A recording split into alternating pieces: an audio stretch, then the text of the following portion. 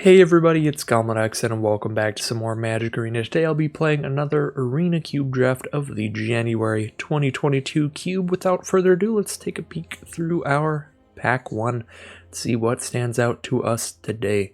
So we have Blood Artist, which is very good in any black deck, particularly great in Rakdos Sacrifice, but any black-based creature deck is going to have a lot of fun with this. It gives you resiliency against board wipes, it gives you a way to get damage in even when your opponent's removing your stuff, and of course if you're sacrificing your own stuff, you can really drain life from your opponent quite quickly.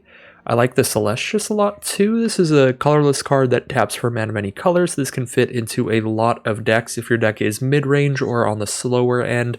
If your deck's really aggressive, it's not going to be great, but a mana rock that can potentially draw you some cards and discard some cards, gain a little bit of life, is pretty nice for a lot of decks. Elspeth Conquers Death's great removal because it's removal and then returning your best creature Planeswalker from the graveyard to the battlefield. We played a Rankle to pretty good effect in our last deck. Essica would be fun, try to do the 5-color prismatic bridge thing, or alternatively just use her as a mana source herself. Yeah, I think I'm just going to play it safe here, just take the Celestius. Honestly, I think Blood Artist would be a super fine pick there, but the last deck that I drafted was Rakdos Sacrifice to an extent. It wasn't the perfect Rakdos Sacrifice deck, but it was still along that vein, so I don't usually like to do two of the same deck in a row. So for variety's sake, we'll take the Celestius here, and that could lead into just taking like Alrund's Epiphany for a slower, more controlling blue deck that can afford these 7 mana bombs, take an extra turn, create a couple 1/1 flyers if you foretold this. Really good with Planeswalkers, because an extra turn with a Planeswalker on the board is an extra added loyalty counter or two with the plus ability. Get it closer to the ultimate, stuff like that. Could also just take like a Triome here. Could take a decent white removal spell, the Angel of Sanctions. Or there is a literal OG counterspell, which is also kind of cool. I think I'm going to take Alrund's Epiphany here. Card is just very big, very impactful. And now we have Thief of Sanity. Cards like this that steal cards from your opponent's library get stronger in the cube as the general card quality of the format is a lot stronger than just in Limited. And this was already a great card in Guilds of Ravnica Limited, so I think Thief of Sanity is just very, very good. Being able to cast really good stuff from your opponent's library. Pretty happy to just slam that down here. There's not much else going on in blue. There's not much going on in this pack in general. Felidar Retreat's pretty powerful because now every time you play a land, you're getting threats on the board or making your board better. Ovenwald Hydra's a lot of fun for the 5-color deck or the land-based deck that's trying to get Field of the Dead with a bunch of different land types out, because this can tutor for the Field of the Dead. Or alternatively, just a Triome or something if you don't get it. Yeah. Thief of Sanity, definitely one of the strongest cards in that pack for sure. Ooh, we see Field of the Dead pick 4 here. Worst case scenario, we can just take dual lands pretty highly for our like blue-based deck here. We could just end up in like Esper control with a Field of the Dead with enough mana sources. Best case scenario, we get to pivot into the deck that uses Golos and that Ulvenwald Hydra. If that Ulvenwald Hydra manages to wheel, I doubt that'll happen, but if it does, I'm going right down that pack. I think Field of the Dead is easily one of the top cards in the entire cube, and I'm happy to take it here. Just being able to amass an army of zombies just by playing lands later in the game is so good. So now we'll take the blue-black pathway, because those are the colors that we already are. It's between that and not much else. I guess we could take a Triome instead if I really want to go down specifically 5-color. But we're going to do my initial plan here, which is just to take the dual lands for what we're already doing really highly. And then if we start wheeling like the good 5-color stuff, then we can push down that direction. No lands here, although we do have Glasspool Mimic we can play as a Glasspool Shore, which will be another land with a different name for Field of the Dead. We need 7 or more lands with different names. So the flip cards help with that a lot as well. Plus this is in blue, so it already would fit into our deck. I think I'm happy to take that. Although Settle the Wreckage, if we're going Esper control, this is going to be huge. This is a board wipe against all attacking creatures. Or if we're just sticking to just blue-black. I think if we're just sticking to blue-black, we just take Glasspool Mimic to work with Field of the Dead. But Massacre Worm and Siphon Insight are both powerful options as well. Siphon Insight being good card draw, Massacre Worm being a potential board wipe. I'm actually not certain here. These are all great options. I'm actually going to go with Settle here. Maybe move into Esper. And happy to do so. We see 2 white-blue dual lands here. Not sure which is better. I would say Glacial Fortress is generally better because it can come into play untapped, but the control decks tend to not be doing much in the early game, so you can play these tapped lands to let you scry, so you can scry into the kinds of cards that you need, dig closer to a Wrath or something like that, so maybe the Temple's a little better for like strictly control, but for pretty much everything else, I think I just prefer Glacial Fortress. And if we do have a high non-basic land count for Field of the Dead, then I guess in that instance Glacial Fortress will be coming into tapped more often than not. Because not all non-basics have the basic land types. I don't know, I'm still going to take Glacial Fortress. I really like having my lands untapped, if possible. These are some fine cards in blue, white, or black. None of them particularly good in control, though. These are all, like, Spectral Sailor's great for the blue flyers / tempo deck. Blood Mage is great for Rakdos Sacrifice, because you get that pest token. It's 2 creatures in 1.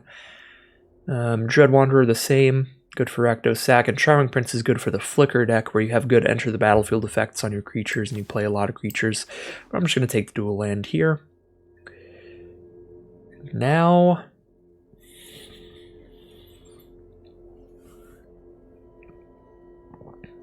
so now we're down the Esper control sort of path where Birth of Melodis would be fine. 2 mana, you get a Plains into your hand, a 0/4 wall, and you gain 2 life. That's just pretty great. Or there's just Mythos, which is just instant speed, destroy a creature, bam. Just get removal. I like both of these a good chunk. I'm going to take Birth of Melodis. I'm hoping that removal is somewhat replaceable. White, blue, and black. In white and black particularly, we should get a lot of removal. We don't get a lot of just like great, cheap blockers. Now we can take Angel of Sanctions, or we can take a land for Field of the Dead. This time it would be a land that's off color. It would be green-white, or it would be blue-red-green. So either of these would essentially just be a tapped island or plains, something like that. I'm still going to take a Triumph, though. Okay, here we get actually good duels for us. The blue-black duel or the blue-black-green duel. This one cycles for 1 more mana, but that is the only downside. And the upside is it taps for a 3rd color of mana in case we do go down the green path as well. So I think I'm taking the Triumph. Easy white-blue duel here. Clarion Spirit's a very powerful card. If you have a really low curve and you're an aggressive white deck, you have a lot of 1 mana cards and 2 mana cards that can spit on an army real quick, but that's not what we're doing here. Alright, I'm feeling really happy about our Field of the Dead here. It's going to pan out even if we just go Esper. Ooh, and Torrential Gearhulk, one of the strongest cards in blue for sure. 6 mana for a 5/6 flash, so this could just come in out of nowhere. It probably blocks and kills something that wasn't expecting a blocker. And it recasts an instant from your graveyard for free, so you just cast another removal spell when it comes out. This is really easy to be a 2-for-1, and often it'll be a 3-for-1, killing something on the block, killing something on its enter the battlefield effect, and then leaving behind a 5/6 body. Torrential Gearhulk is just an absurd magic card. It's happily going to be the pick for me here.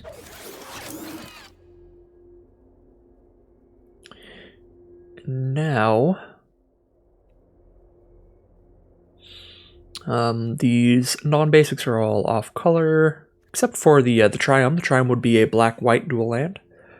So we could take the Triumph here. We could also take Baleful Mastery. I do want to make sure I have some instant speed removal, especially to go with Torrential Gearhulk. Inscription of Ruin's a lot of fun, and it might be... It's at least on par with Baleful Mastery. We played this in the Rakdos deck that I played last time. And it ended up doing some really good things, because there was like one game where I just managed to just use the discard effect to get rid of my opponent's last 2 cards in hand. That felt really good. Just the flexibility of the card is really nice.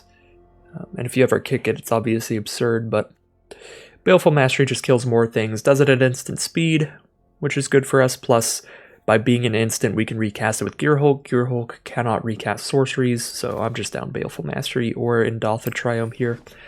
I'm going to take the Mastery. Now, we are definitely not a Thalia deck. We're going to have a lot of non-creature stuff. Could be a Kaya deck. We don't have enough creatures to use the +1 ability well, but she's at worst going to be 5 mana, exile a non-land permanent, and potentially exile another one. She's good with Alrund's Epiphany, as are all Planeswalkers. We've got Neutralize, though, instead, for a counterspell that cycles when we don't need it, or Hall of Storm Giants for another non-basic land. This one doubling as a finisher. If we clear the board and just don't have anything to kill them in our hand, we can just start hitting them with a big old 7/7 land. That kills them in 3 hits. Yeah, Hall of Storm Giants is pretty nice. Phyrexian Arena is an option as well, but it's going to be a little bit of a hard sell in a 3-color deck, having to hit double black on turn 3 to play it as early as possible. Yeah, I'm fine with the Hall here. I could see an argument for either of those other 3, Kaya, Phyrexian Arena, or the Neutralize. I think they'd all be fine.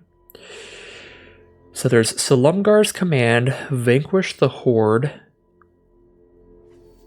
Censor or Skittering Surveyor. We're definitely not a Warkite Marauder deck. That's just an aggressive card.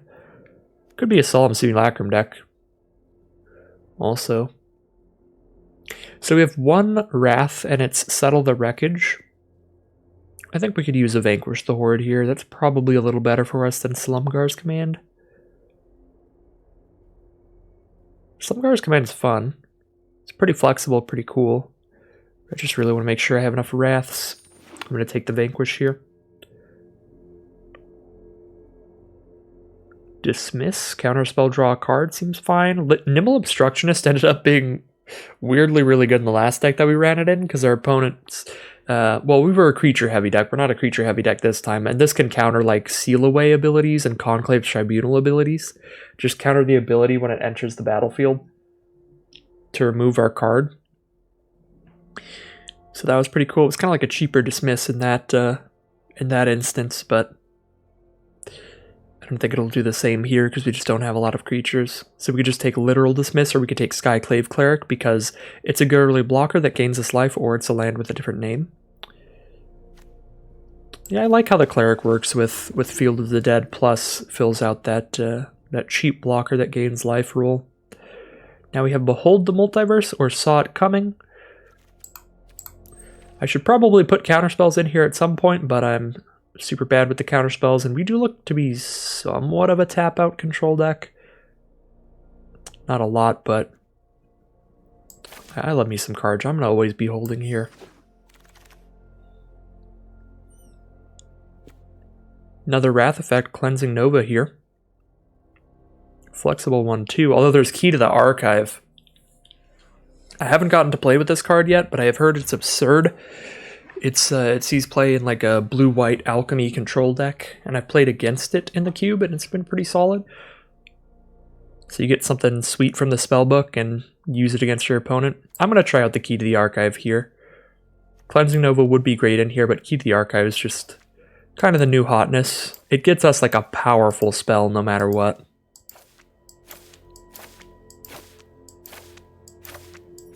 Yeah, it's going to be really hard to hit 3 completely useless cards out of those 15.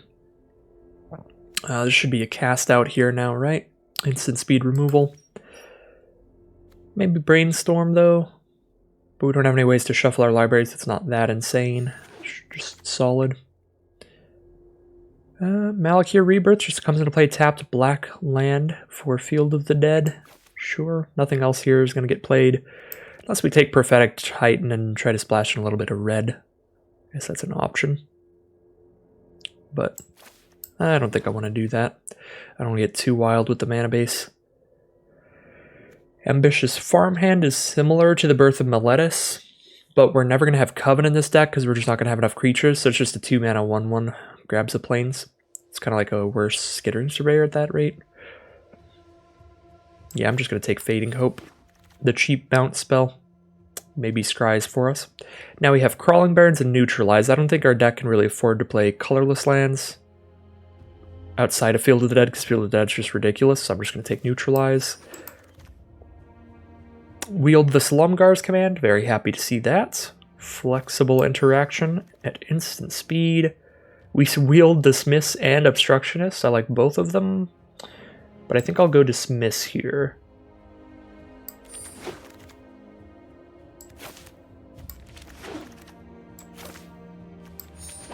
And the final pack is upon us. What do we want here? Honestly, Hallowed Fountain. The blue-white dual land that has basic land types. Or there's Seal Away, Vraska's Contempt. Wow, yeah, this pack's great. Vraska's Contempt would be great for us. Seal Away would be great. Hallowed Fountain would be great. Ulamog's just too much mana. Liliana, we need a bunch of self-mill. So those aren't really options. Could play Valkmira, I guess. Slow down our opponents, but that's also not super high on my radar. Yeah, I think it's just Seal Away, Hallowed Fountain, Vraska's Contempt. And we've got a chunk of lands here. I think Field of the Dead's already kind of active. I kind of like Seal Away because the cheap stuff we have here, we just have so much at 4. I want to get more cheap ways to survive the early onslaught from our opponents. Oh, well, there's Golos. So I guess we are running these Triomes so that we have ways to get the 4th, 5th color mana in our deck. And Golos just always pulls out Field of the Dead. So worst case scenario, we just start slamming down a bunch of zombie tokens when we cast Golos. Best case scenario, we can pull out a Triumph that lets us do the 7 mana ability to cast things off the top of our library for free. So yeah, easy Golos here.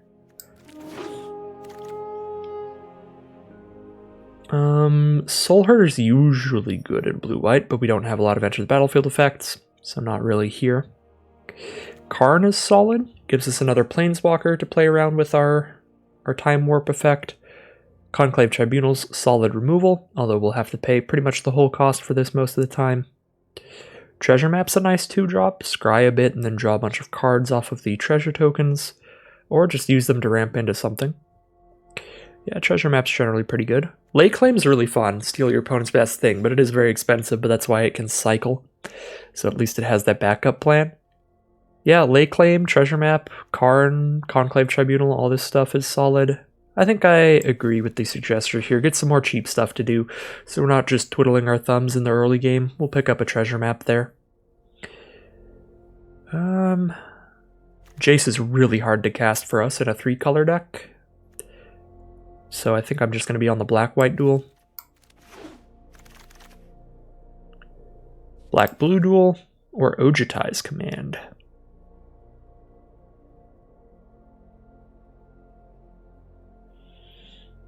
Or Cold Steelheart, or Realmcloak Giant is another Wrath effect and a finisher. 7/7 Vigilance here. Yeah, our Field of the Dead's getting active most of the time. Let's get the big Wrath plus finisher all in one card. Ashiok is a finisher in slow matchups because it could mill 20 cards if Ashiok does not get hit at all. But then Search for Escant is another nice slow card for the control decks. Once you flip this, it's a card draw engine, pulling out the best non-creature, non-land card from your top 4 every turn.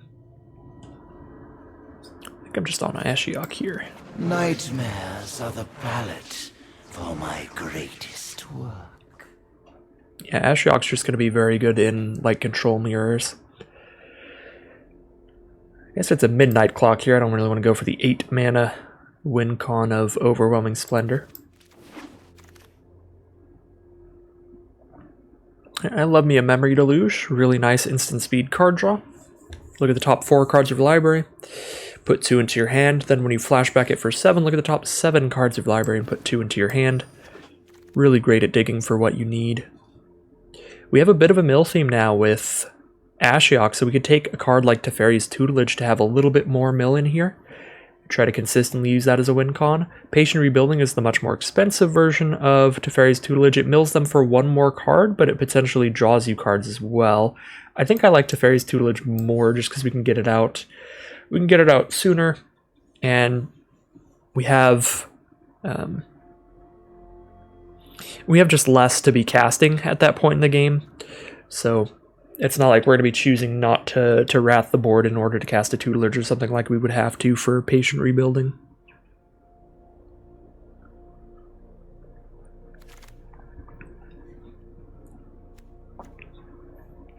Priest of Fell Rights isn't going to do anything. I like Consider here. Again, I don't love Mind Flyer in like the blue control decks, because you just run such a low creature count that your opponent is probably going to have removal that's just dead against most of your decks. So by the time you play Mind Flyer, they're just like, alright, sweet, I'll remove it. So I'm just going to take Consider. And the argument against Mind Flyer, it's not really that it like dies to removal, because sure, everything dies to removal. The problem is that it dies to removal, and if it dies to removal, then it had zero impact on the game. Like Torrential Gearhulk, if your Gearhulk dies to removal, you still cast something for free when it came in. If Golos dies to removal, you still got the land, the field dead, which is a huge impact, stuff like that. You want to play those kind of creatures in these blue controlling decks. Alright, wheel that Watery Grave, get in here. Into the Royal would be solid too, but Watery Grave is so good. Could even play an Augur Bolas. Alright, this is going to be an interesting deck. Esper Control with a little tiny bit of red and green for Golos.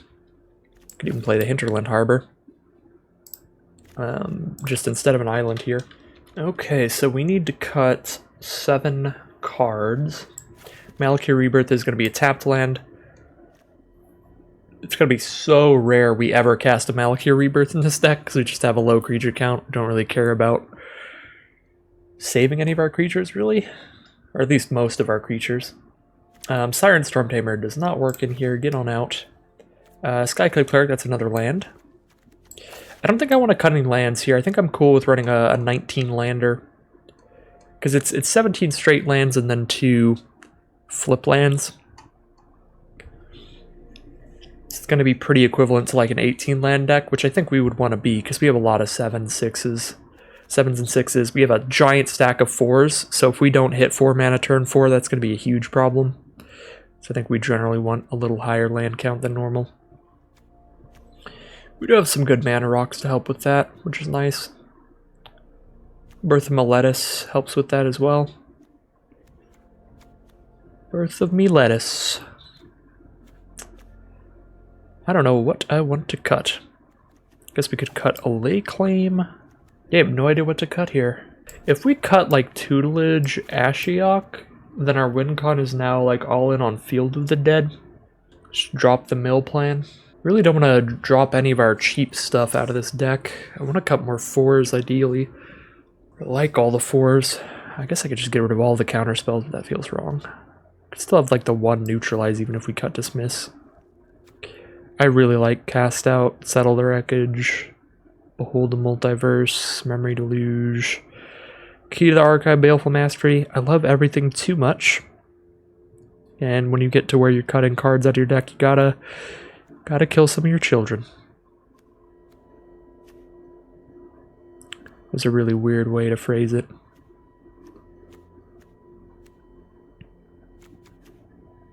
Just a weird turn of phrase. That's like a saying, a weird saying. I forgot how to say saying. Alright, 3 cuts. If we just go for the cuts in my heart, then it would be Dismiss, and that's the only one I can think of. Just because I'm not great at holding up counters at the right time. I also think that this deck isn't great at holding up counters all the time. We're going to tap out for Celeste, just tap out for Key, tap out for Golos. A lot of stuff to tap out for. The Wrath effects as well. If we cut all that, we still need to cut 2 more cards. Siphon Insight seems pretty good to me. You pick the best card out of the top 2 of your opponent's deck twice. It's like Think Twice, but slightly more options. But you have to use your opponent's cards. I really want to try it regardless here. I feel like it's going to play pretty well. Maybe we have enough wraths to cut the cast out. I don't know. Is Alrund's Epiphany even that good here? We didn't get a lot of stuff to do with our extra turn, really.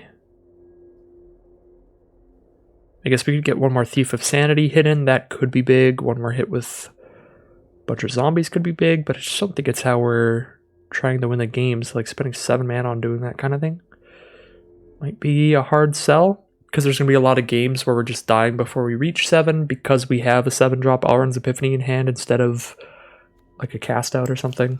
I don't know. I'm actually going to cut Alrund's Epiphany here. Epiphany is like best when you actually have something to do with it other than just draw the card and untap your lands. The nice thing about it is it does make those flyers if you foretold it, so it gives you something to do. At least you're getting an extra 2 damage in on your next turn. But ideally, you have a lot of planeswalkers, so that the planeswalkers' abilities are going off for an extra turn, or you have a lot of flyers, so the flyers are going off for an extra turn. You have anything that triggers during your upkeep, so you get an extra trigger off of that. We just don't really have any of that going on. We have a single flyer, we have 0 planeswalkers. I don't foresee many times us casting an Alrund's Epiphany and doing anything else than just like hitting with 2/1/1 flyers on our bonus turn. Just gives us 1 extra draw step to maybe hit something. What's our actual instant sorcery count? 10 instant, 1 sorcery, it's 11. A little under 1 in 4 cards. Augur Bolas looks at 3. It's going to be relatively inconsistent. But Augur Bolas is one of our only little creatures in here to just get out there and block something. Too bad. Get out of here, Augur Bolas. Alright, now we need to sort by our colors and figure out what on earth is going on with this mana base. And I need to get a new mouse that's much quieter than this at some point in my life. But this is the mouse that that came with my computer.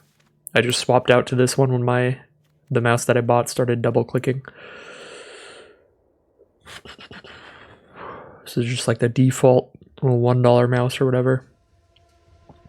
Okay, this is this mana base is gonna cost me an arm and a leg in terms of energy in my mind to figure this out.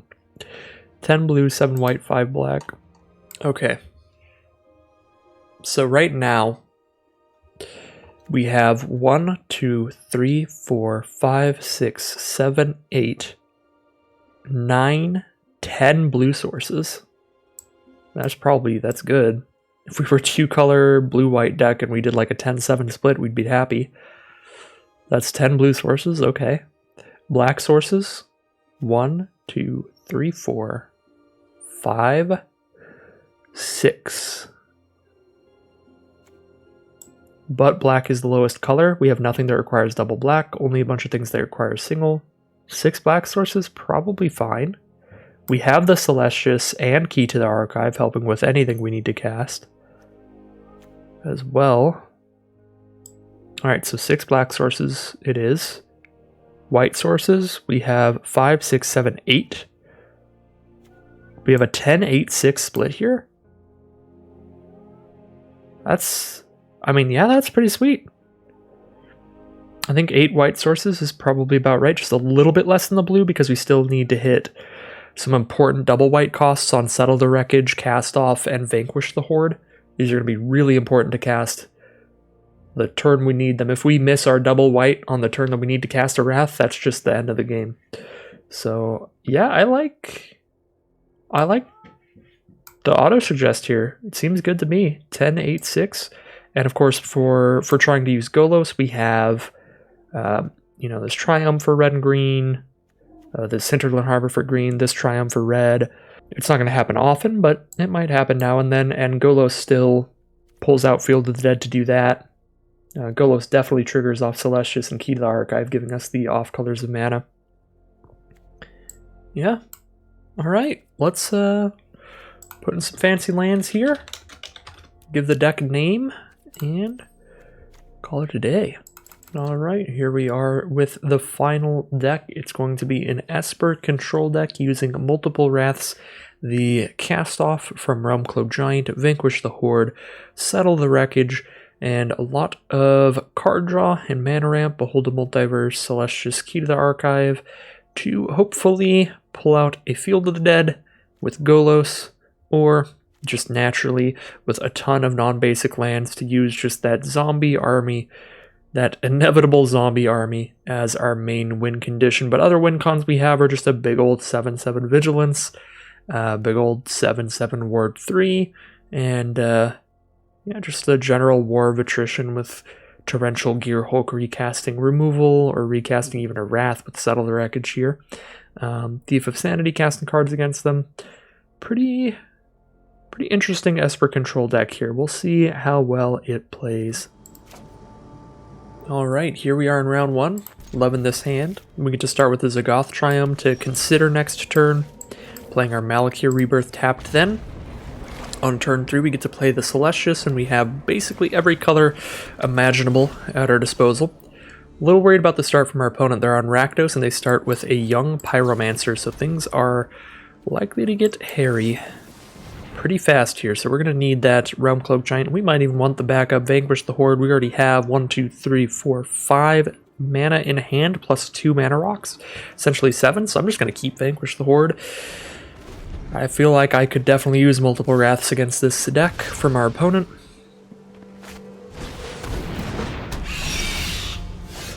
Thief of Sanity. I really don't want them casting our own cards against us. Is it to the point where I want to Baleful Mastery and let them draw a card?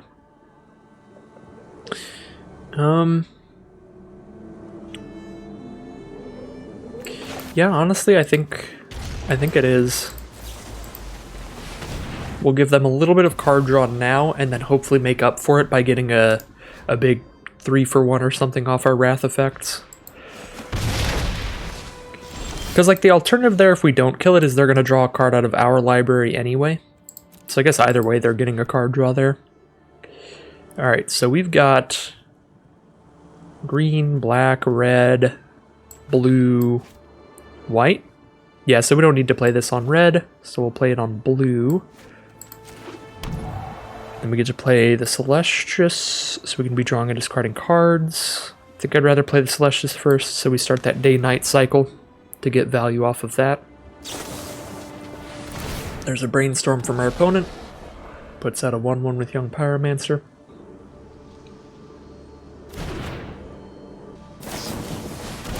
Prismari Command. Draw 2, discard 2, and get a treasure token. Their board is even wider now. We're taking 4 damage next turn. Never mind, there's Consider, we're taking 5.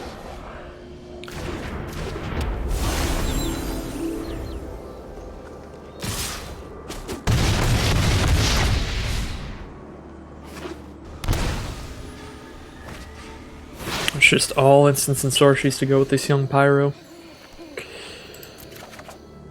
Alright, well, we'll discard this Plains. I think we're going to Vanquish the Horde here over Realm Cloak Giant, because we can do that for only 4, which means we can do that and Behold the Multiverse. Well, not Behold the Multiverse, but Foretell the Behold.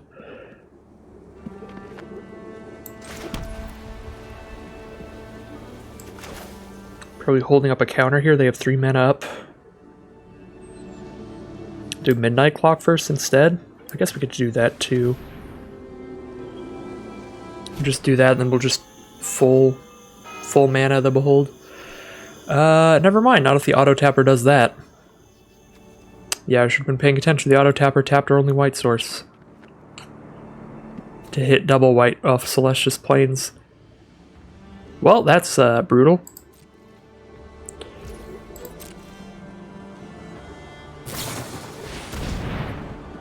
Nimble Obstructionist, alright.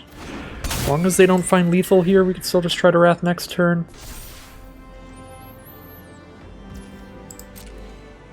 That's 8, but so they might just lethal us with a Banefire or something. That auto tapper was obnoxious. Alright, Behold the Multiverse, see what we've got here. Well, there's Field of the Dead. Don't want that land though.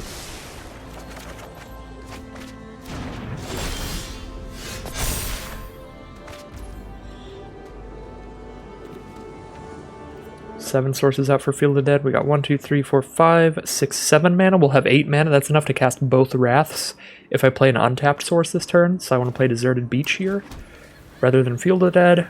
Go for Vanquish the Horde. If it gets countered, we go for Cast Off. Does not get countered. Okay. We don't have any instants to hold up here, so I do like playing Skyclave Cleric just to gain some life then.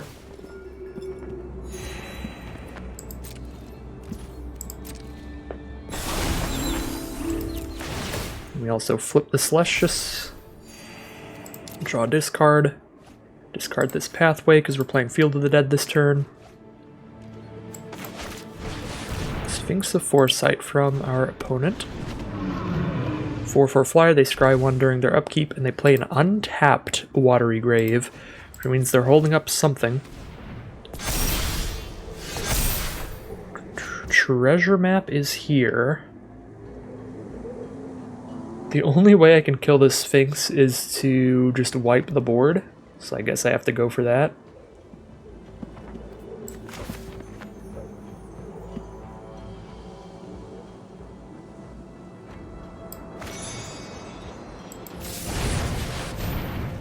Do that before I play my land, so I might be able to keep the zombies. Alright, play land. Keep the zombie. Birth of Melodus so we can get that life gain sooner, or do we do treasure map so we can scry immediately? I think we treasure map so we can scry immediately here. For next turn. Yeah, let's just scry right now. Neutralize. Yeah, I think I want to keep that.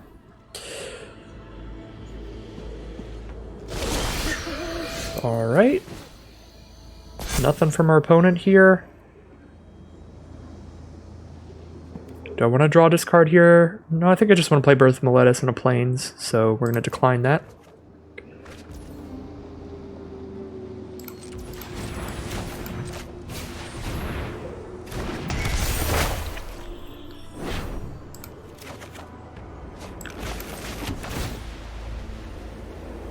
Birth of my Caesar salad.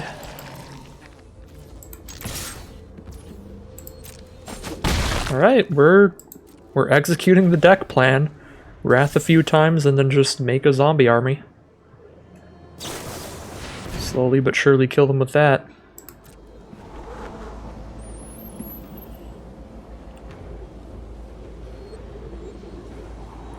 Let them draw their cards there.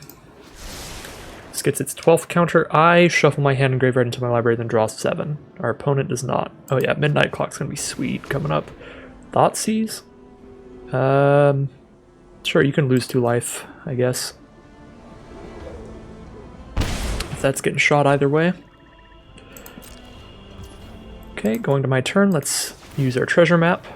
They've cast 2 spells, so our Celestius goes off if we want it. We're keeping that Salumgar's command, and we are not going to use Celestius.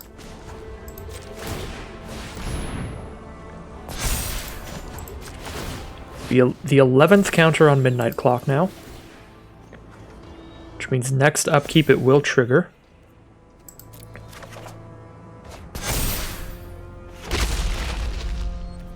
And we're simply going to hold up a Salumgar's command here. Rather than cast the Realm Cloak Giant, they're down to 8 now. They are dead in 2 more attacks. Oh, each upkeep, so just triggers right now anyway. Well, that's fine. We do redraw, neutralize, and Torrential Gearhulk. And now we might as well do the Celestius card, because we've got lands to discard. We redraw the Salumgar's command. Alright. Thanks, Arena.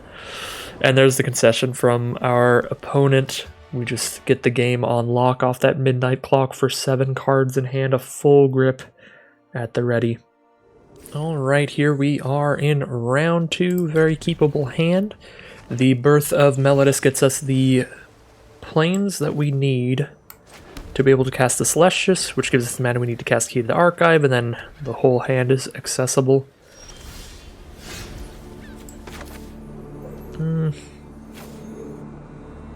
Play the Shipwreck March and consider during their end step.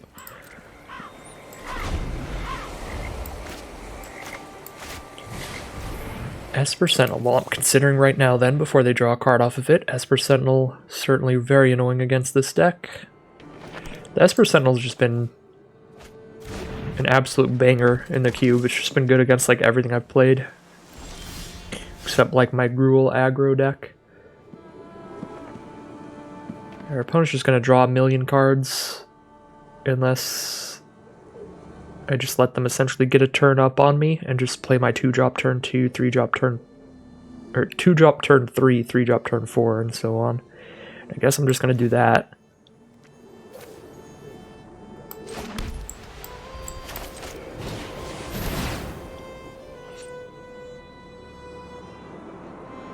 Until I can Wrath and get this Esper Sentinel off the board.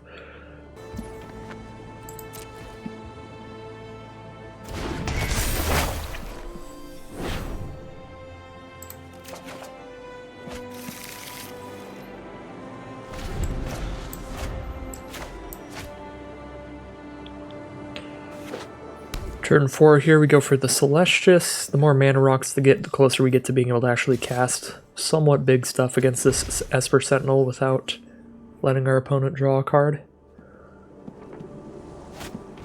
Mole Drifter. Evoked though, so just draw 2, that's fine. Not any more damage on us. Ooh, a River Guide Pathway. Could play that on red pretty easily. We're stopping all the damage they're dealing right now, so we can play as slow as we want with this Esper Sentinel. So I think we're just going to do that.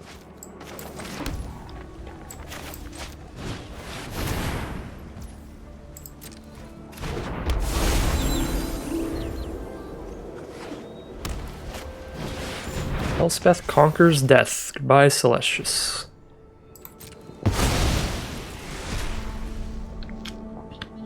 I guess they're just using that so they can get that Mole Drifter back, I suppose.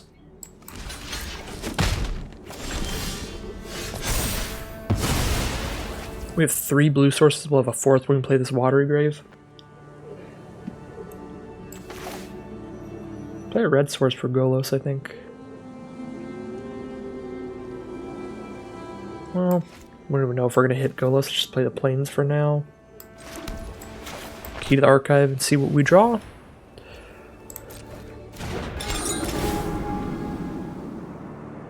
Lightning Helix, get rid of that Esper Sentinel, or we can Regrowth. Nothing good to Regrowth. So yeah, Lightning Helix for sure. Pretty great. Discard one of these lands. I guess the Watery Grave, we already have the 1 black mana that we need, and that's gonna cost some life to play untapped. So even if we want a blue source, we just play River Guide Pathway untapped. Teleportation Circle does not work on enchantments, so it does currently nothing. But it will be really good when they get the Mole Drifter back on the board, I suppose.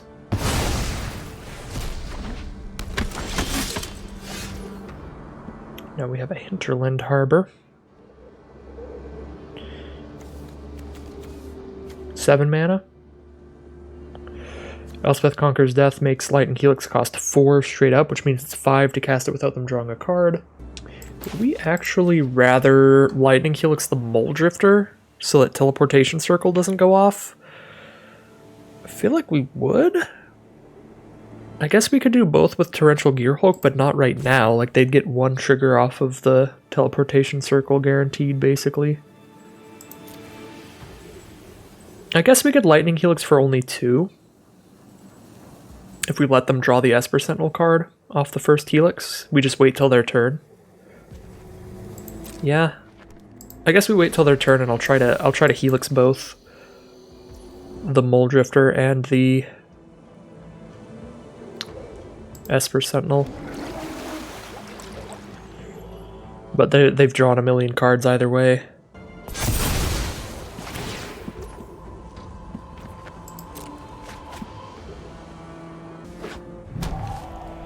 Lava Guide Pathway. I've got one of those. It's on the back of my River Glide Pathway. Dragon Master Outcast. That's an issue. It's a massive issue. So we can neutralize, spend the additional 1, and still Lightning Helix spend the additional 1 on Mole Drifter. Then I guess we're Gear Hulking next turn to kill Esper Sentinel, and we're just paying all the mana this turn.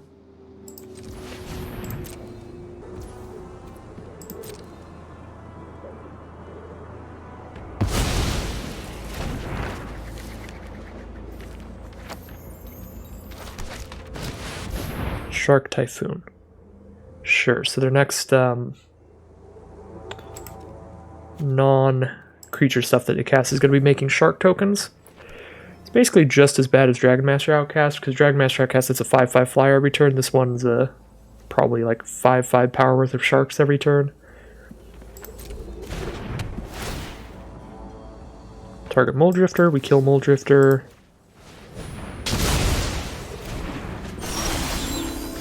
Oh, Esper Sentinel only triggers on the first spell each turn. I always forget that. Actually, So we can Gear Hulk and kill Sentinel. We could Behold here. Try to find an out to Shark Typhoon, which I don't think we have a lot of. We have Cast Out. Pretty much just Cast Out for getting rid of this Shark Typhoon.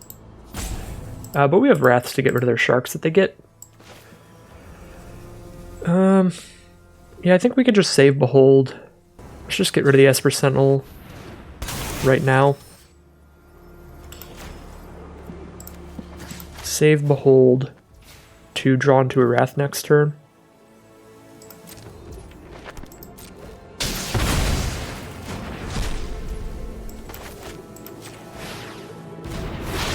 And just let them do their Shark Typhoon, just go off shenanigans here. Just tapped out. There's a Field of the Dead with 5 different lands. 2 different land names away from going off with Field of the Dead. Bubble Snare on the Gear Hulk. Tap it down. And they get a 1/1 Shark.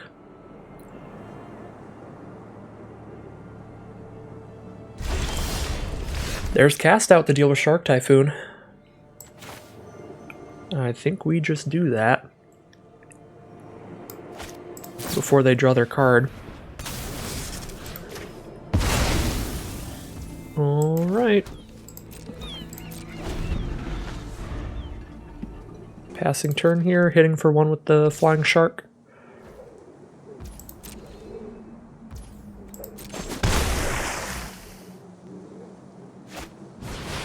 Scholar of the Lost Trove. Alright, I need to try to counter that, because that's going to be huge. Instant Sorcery Artifact? Actually, no, it just gets back Esper Sentinel. Still going to be big, so let's Behold here. Especially before they do the Esper Sentinel. Counter a non-creature, can't do that. But this can kill their Shark Token and their Esper Sentinel next turn, and Memory Deluge is a huge card draw spell, so I think I'm keeping both of these anyway. I mean, then I guess I could just Memory Deluge and try to draw Wrath instead, but Command's pretty good here too. Pillar of Flame for 2 to the face, so that they can recast it with Scholar here. Do 2 more to the face. Opponent sending a message here. 4 damage to my face. Triome. We're going to have 1, 2, 3, 4, 5, 6 mana up. We'll still have the 5 up if I pay the 1 on the Sentinel. And our Wraths would all cost 5 or less. So let's deluge here. And pay the 1. See if we draw the Wrath. We do not. We seal away the Scholar. Or just Silumgar's Command here and let Scholar hit us for a turn. I like Seal Away Thief of Sanity, I think. Do we want to let Scholar hit us for 5? Not really. I think we kill Scholar first here. Especially because if we Silumgar's Command to kill Esper Sentinel, they'll just bring it back with Scholar anyway.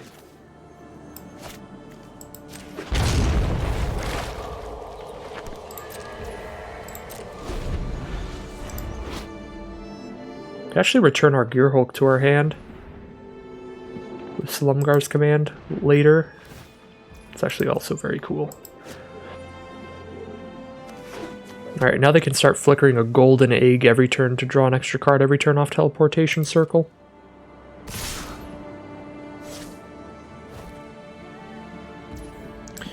So seal away and we get hit for 1.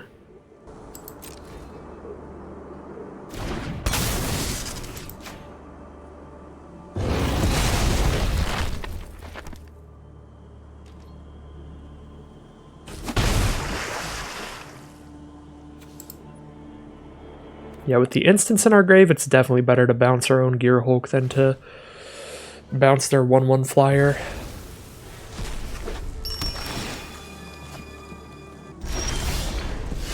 There's the Wrath. I don't even think it's necessary anymore. 3, 4, 5, 6, 7, 8, 9, 10, 11 mana. 11 mana. 5 mana for command, 6 mana for Gear Hulk, but we let them draw 1 card off Esper Sentinel. Command Gear Hulk seems like the plan here.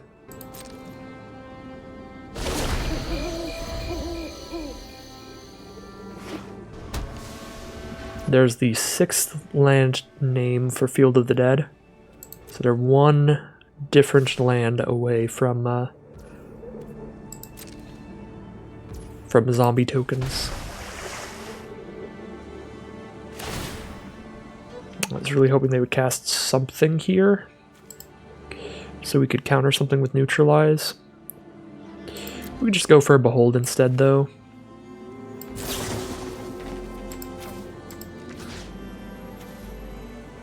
Permanent to hand, that's going to be Gear Hulk. Creature, -3/-3, that's going to be Esper Sentinel. Let our opponent draw their cards. Unless they go for the counterspell on this before Esper Sentinel's ability resolves, because then there's no reason to hold up the Gear Hulk mana. Yeah, now there's just no reason to hold up Gear Hulk mana, so I guess we will not let them draw the card.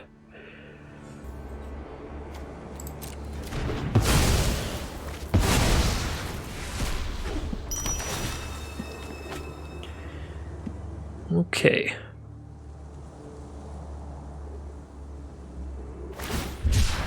Cycling a Scattered Grove. So that would have been the 7th land for Field of the Dead, so unless they have another one that's a little weird.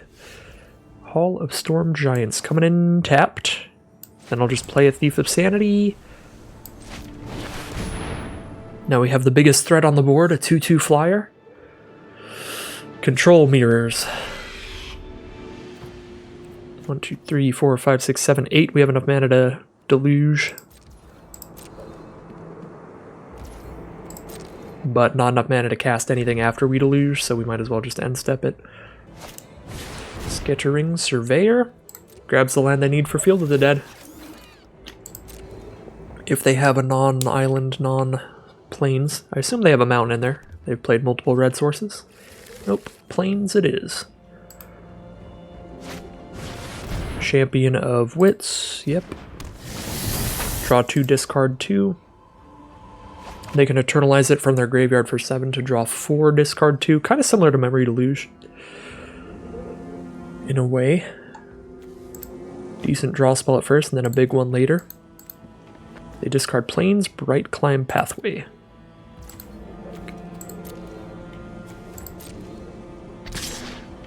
Attack with the 1/1 Shark. They have changed their mind. They don't want to attack into the 2/2 flyer with the 1/1 flyer. I was definitely not going to block because I thought it was going to be some weird red trick like a Spike Field Hazard. Because they might play that because it flips the backside is a non-basic land with a different name, so they might be running it just for Field of the Dead. And then all of a sudden they're like, wait a sec, I could Spike Field Hazard and kill Thief. So I was not going to call that bluff if they sent that 1/1 Shark in. Commit. What is this on? On Seal Away so they can get their Scholar back. It's a little obnoxious. I guess we're just going to Wrath the board now. Yeah, I mean, we're just going to Wrath the board now. I'm going to cast this before they resolve that so that the Esper Sentinel isn't on the board, because I feel like they're just going to get an Esper Sentinel on the board. Ooh! Field of the Dead Golos? Or Field of the Dead Settle the Wreckage? I don't think we need Settle the Wreckage because I'm just going to Vanquish the Horde here. Yeah, Field of the Dead Golos feels like the thing. Start spinning the Golos clock every turn. Vanquish the Horde only costs double white now. So we get to Vanquish the Horde, and then Field of the Dead to get a zombie, and then Golos to get another zombie. And then if we untap with Golos, Golos goes off. Well, they're going to recast Commit to get the Shark Typhoon back. And then they're going to Teleportation Circle to get the Scholar back. Yeah, this is wild. Flicker the Scholar to get something else back. So they did the double commit there. Now they get to do the Esper Sentinel. It's the only target they have this time. But they're down to only 2 cards in hand. Oh, so they choose to just straight draw the card rather than get the Esper Sentinel. Smart choice, because I am going to Wrath the board here. There is no reason not to attack here and see if we can't get a hit in. We probably can't. Yep.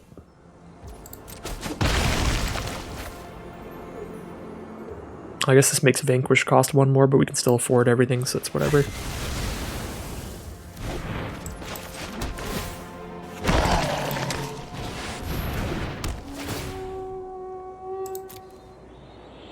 Grab a Triome. Another zombie.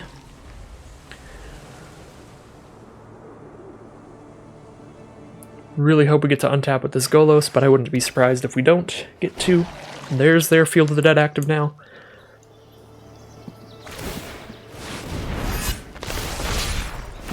And just to eternalize the Champion of Wits there, they are going to mill out real quick here. If they choose to draw the 4. Yeah, they're down to 5. So unless they have a Jace in their deck, or a Thassa's Oracle, we can win this game to mill. Do we have any counterspells left to play around that? Jace or Thassa's Oracle? We don't. History of Benalia. Well, they're getting pretty aggressive. At least. What can they flicker here? Just the Golden Egg again? Draw another card? Yep. We're just on the fingers crossed. No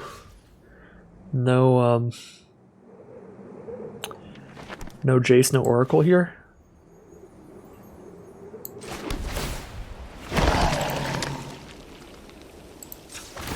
Alright, Golos. Got anything good? Play them this turn without paying their mana cost. Alright, sorry to settle the wreckage. They have 4 cards left, so we can spin the Golos wheel again. What's left in our deck in terms of instants? Fading Hope, Malakir Rebirth, Siphon, Insight, Treasure Map, Midnight Clock, Cast Out, Baleful Mastery. Okay. Yeah, we're good to just activate again, because there's only 1 card in the whole deck we can't just cast right now. That's Settle the Wreckage, which we just exiled, so now there's nothing left that we can't just cast. So there we go. Treasure Map, Baleful Mastery, and Cast Out.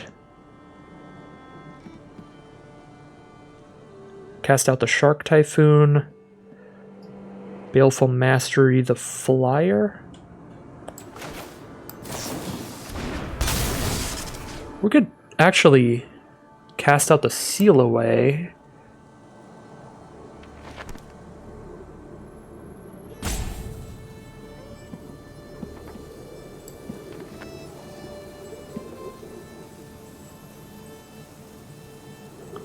Then Shark Typhoon keeps going off. Don't have any other way to kill the Shark Typhoon. I think I need to cast out the Shark Typhoon. And just get rid of all their flyers here.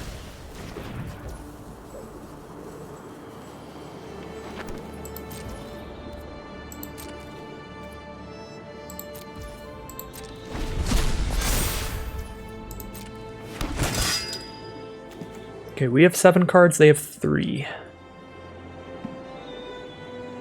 If they have Thassa's Oracle, it's not lethal yet, it would be lethal next turn.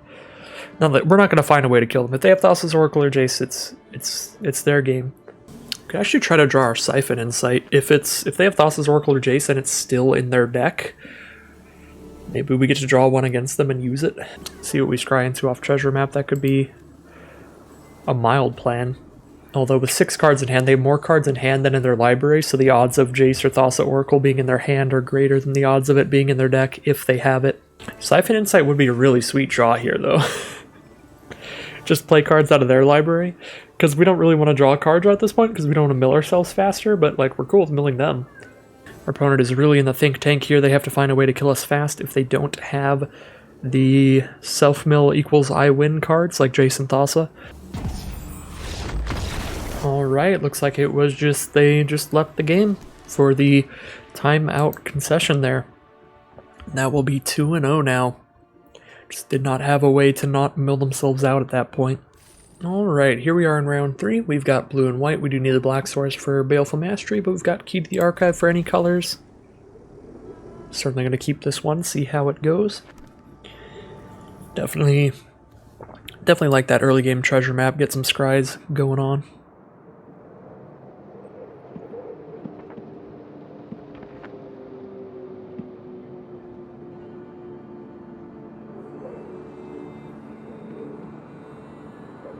Really cool artwork on this on both halves of the card.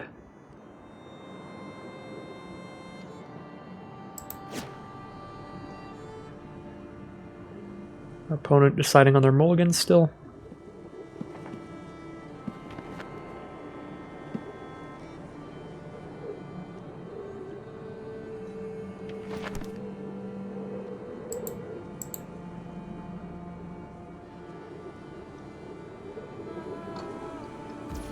Alright, a keep it is.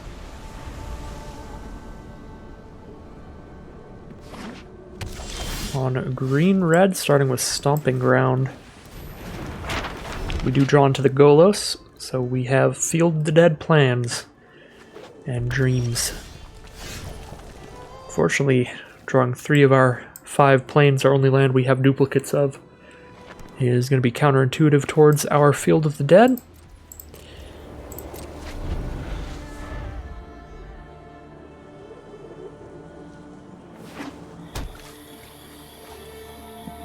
So Jund from our opponent and a Cultivate here. Alright, they're going to be ramping up big time. So we can scry into Celestius here.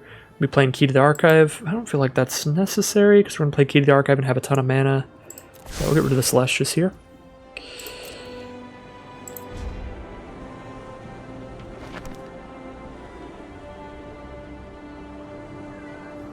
See if our opponent's on 5 colors here or just Jund.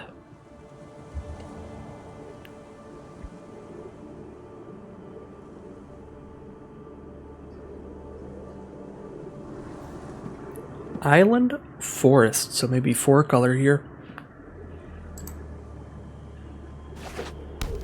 Island into play, forest into hand. There is a pathway. That is going to be another... what am I trying to say? It's going to be another unique land name for Field of the Dead. Draw Time Warp, Putrefy, Lightning Bolts. I feel like Putrefy is going to be pretty good in this matchup. Although with a Golos and a Field of the Dead, Time Warp wouldn't be bad either.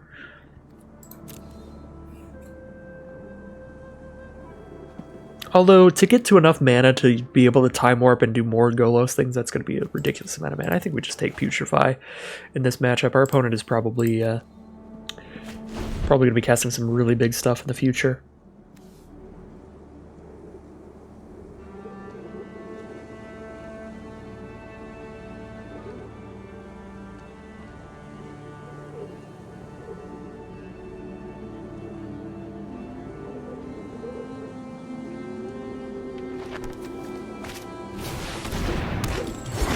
Oracle of Muldiah. The top card of the library is revealed, and they can play 2 lands for turn. The Dragonkin Berserker is out, and Chandra Torch of Defiance on top of their library. We really want to draw a Wrath effect now to deal with that kind of stuff, but we can still Golos and hold up a Fading Hope. If we put a Golos on this board, we're not going to want a Wrath anymore, so it is a big consideration. 1, 2, 3, 4, 5, 6. Golos pulls the 7th mana towards its ability. So yeah, Golos goes off if Golos stays on the board, and Golos has 5 toughness, which survives a Chandra. Yeah, run it out.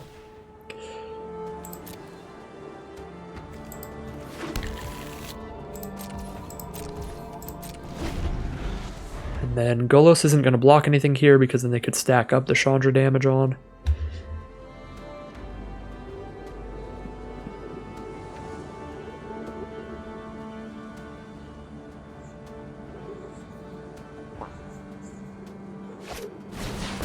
Do just run out the Chandra. Another mana dork on top of their library. Chandra's gonna add double red. Uh-oh.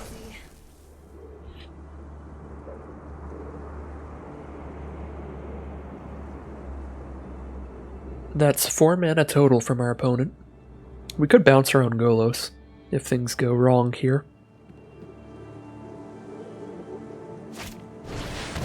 Vraska, Golgari, Queen. Vraska cannot kill Golos. Golos is too expansive. But Vraska can crack a land to gain some life, or kill Treasure Map, sure. Alright, Treasure Map's gone. Good deal. I don't think we even want a Fading Hope here, because they can't attack in anyway. I'd rather have it as a backup to save Golos if we hit a land.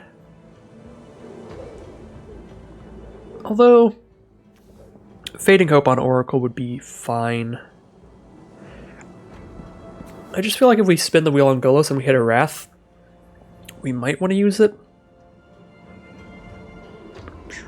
I guess probably not, but just 2/2/2s. Yeah, let's just Fading Hope the Oracle, so they don't just like draw if the next 2 cards are lands. And now we can cast out Chandra and have 3 mana up to play Thief of Sanity, and Vraska can't minus this turn? Yeah, let's actually do that. Not gonna spin the Golos wheel here yet. Holding Golos back so we can block the Dragonkin Berserker, so they only get the 1/5/5 flyer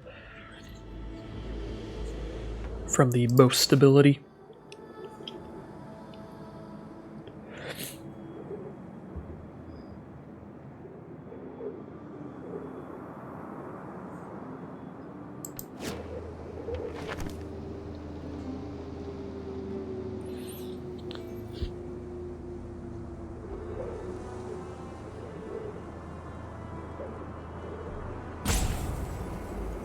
Alright.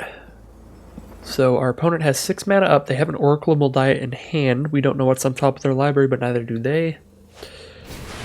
Vorinclex it is. 6/6 trample haste. Double the counters they put on their cards, so that Vraska is now well out of reach of Thief of Sanity killing Vraska.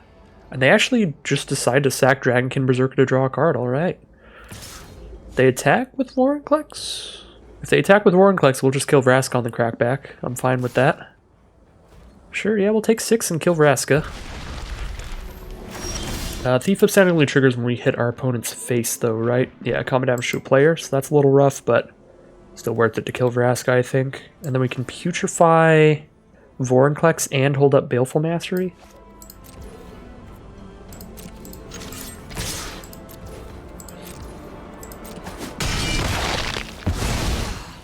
It seems fortune favors you. I can also just hold up Silumgar's command and wait till they do something, and then like bounce their Vorinclex and kill another thing if they do stuff pre-combat.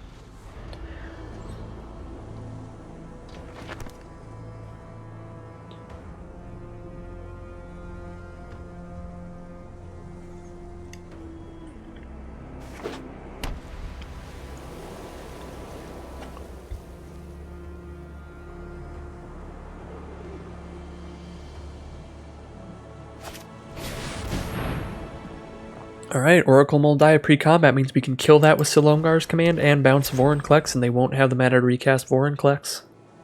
This turn, they have 3 mana left here. Stonecoil Serpent on top of their library. Protection from multicolored is actually a moderately big deal. Plus it gets double counters, right? Double counters from Vorinclex? Yeah. But they're not going to have a Vorinclex on board next turn anymore, so we're going to bounce it here.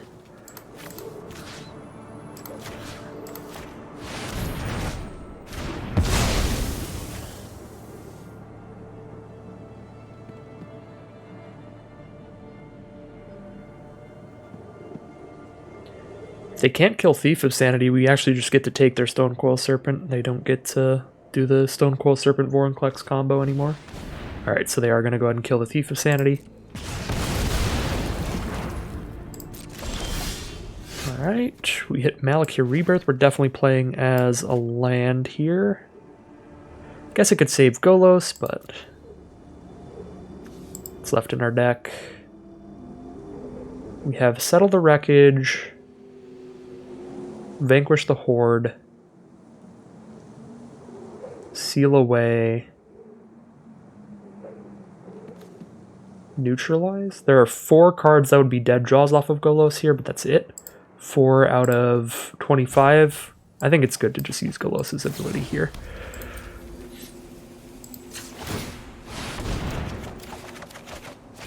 Well, we hit one of the dead draws. I forgot that we get to play lands off Golos, so I should have waited.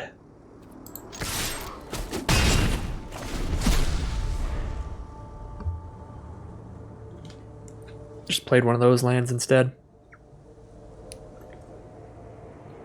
So Vorinclex hits us for 6 here, but takes up all their mana, if that's what they want to do.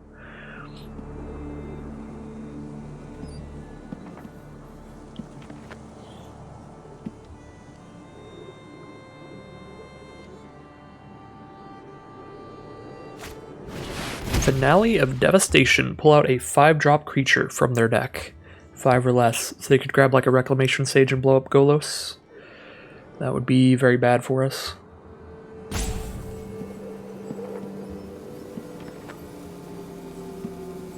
Or Acidic Slime if Acidic Slime is in the cube, but I don't even think Acidic Slime is on Arena. That's a 5-mana 2/2 Death Toucher that destroys a non-creature permanent when it comes into play. Or not a non-creature permanent, specifically an artifact, enchantment, something like that. So it could kill Golos.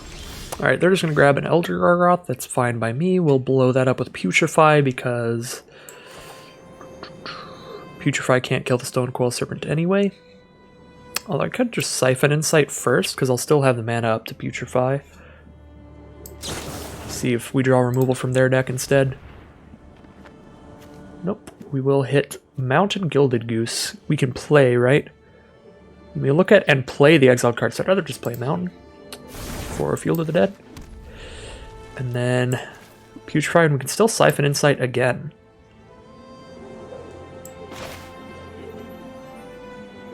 Although, then I don't have Putrefy mana. Although, I can spend mana of any color for this, right? No, I have to use the Key to the Archive to cast this. Okay, interesting. Alright, so I can't Siphon Insight again. We'll just Putrefy.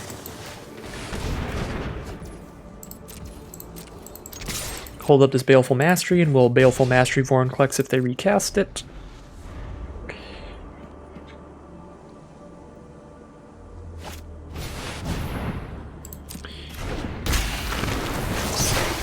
Cats are beating at my door because it's right about breakfast time for them. So I will have to go feed them after this game.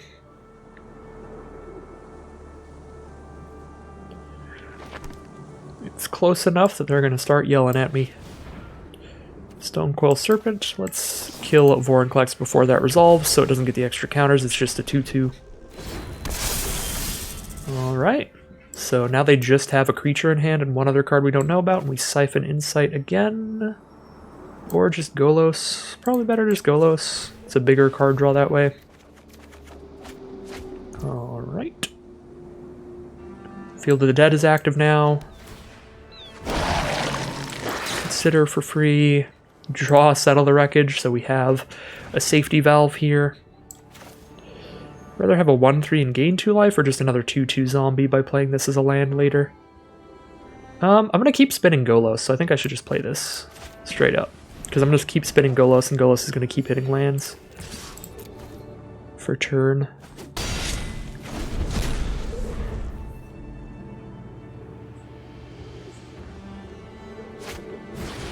There's Incubation Druid. That's a 3/5 at least, if they adapt that. So they have a minor threat on the board. Pelucranos Unchained. They have a major threat on the board.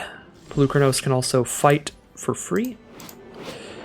Or not for free, for 3 mana. Can can start fighting our stuff and killing it. So Pelucranos can kill our Golos. This is our last opportunity to do the Golos spin. 3, 4, 5, 6, 7, 8, 9, 10 mana. 7 for Golos and 4 for Settle if we play land for turn. And that land for turn is Plains. So yeah. Let's activate Golos and then hold up a Settle the Wreckage. And there's Plains. Perfect. And they scoop them up, seeing Celestius and Behold the Multiverse as the hits off of Golos, so even if they fight off Golos and kill it, we've just drawn an additional 2 cards off Glimpse. We've got zombies coming out every turn. Opponent is over it, and that is 3-0 for Esper Golos. Alright, here we are now in round 4, 3-0 thus far, with a great opener that I'll certainly keep. Turn to Siphon Insight here off of Shipwreck Marsh into River Guide Pathway. I always forget the L in this, it's River Glide Pathway. Our friend in there's got a wing glider. Or a hang glider or something. Our opponent's on red-green so far, Mountain, and then the red-green Pathway, and then the red-green Innistrad duel. And Esca, God of the Tree, is here. Vigilant 1/4 tapping for a man of any color. We're going to Siphon Inside our opponent, see if we draw something cool. Yeah, Eleshnorn's pretty cool. So we've just got that in our back pocket for later, I guess. Alright. I think I'd rather play the Celestius first before the Midnight Clock.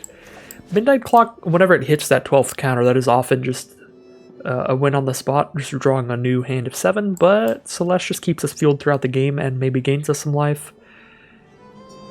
I don't know, both of these are pretty great here.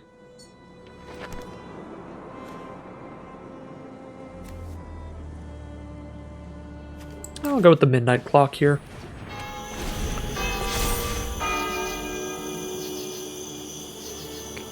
I don't think it's too likely that we're going to flip between day and night a ton here. Our opponent would have to cast nothing this turn to flip to night, which seems unlikely, and yeah, they cast something, and we're going to keep casting things, so we're not going to flip to night for a little bit, because we're going to cast Celestius next turn, or would have cast Midnight Clock this turn.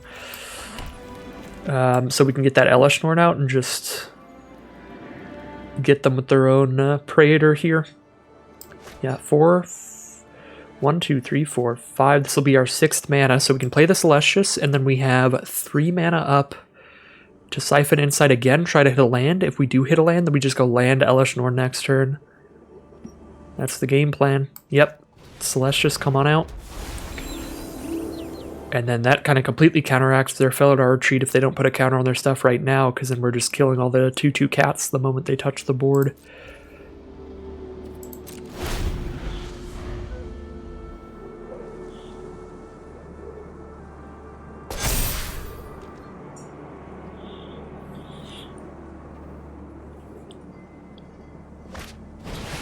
Escape to the Wilds, a big card draw spell from our opponent.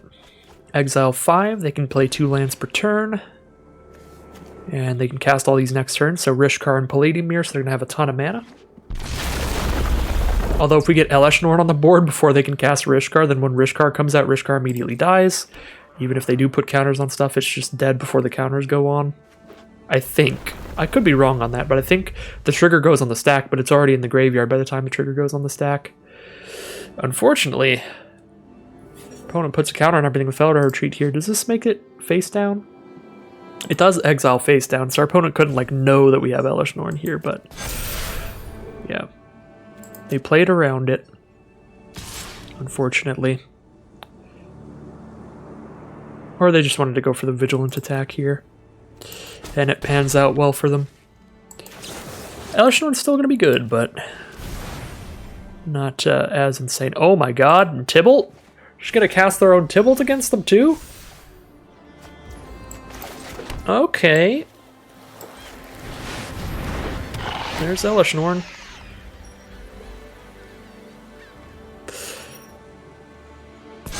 See if they have removal for that.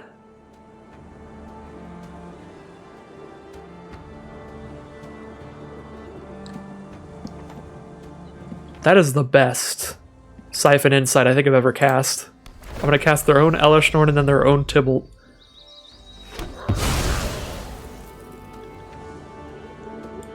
Felidar Retreat spits out a cat that dies to Elishnorn immediately. Both of their cards that they have under Escape to the Wilds will die to Elishnorn immediately.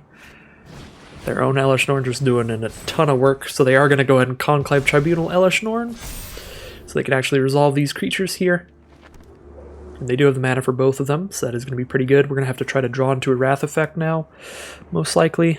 It's going to be our game plan. Memory Delusion to some Wrath here. Don't really want to put Tybalt on the board when our opponent has a ton of creatures out. Alright, they're going to allow Rishkar to remain exiled in order to Beanstalk Giant instead and put a bunch of counters on their stuff. And we naturally draw the Wrath, so we'll just do that here.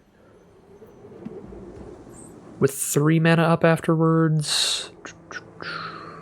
3 mana up isn't enough to do anything, so we might as well foretell Behold the Multiverse, I guess. I can't not Wrath here, that's so much damage on their board. So let's Wrath. Let's Behold.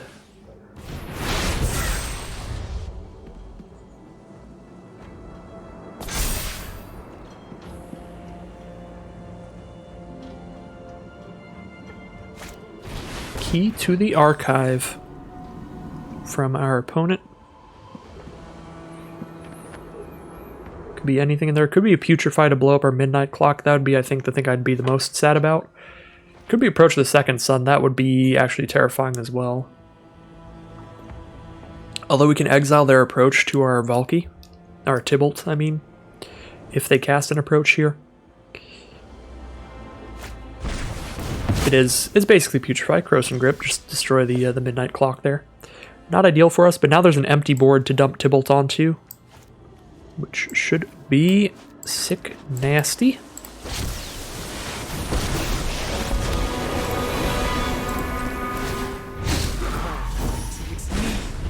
Sure, you can handle a little pain.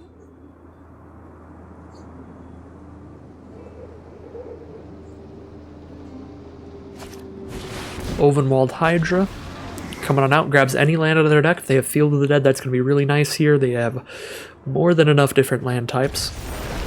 Just a Triome here. They've really got the 5-color mana base down with their Key to the Archive plus Triomes, Incubation Druid. They've got a Felidar Retreat going off. We are certainly looking to draw into a Wrath here, but we can also just use their own Ovenwald Hydra against them now because of Tybalt. This is maybe not the right thing to do, but it's so dumb that I want to.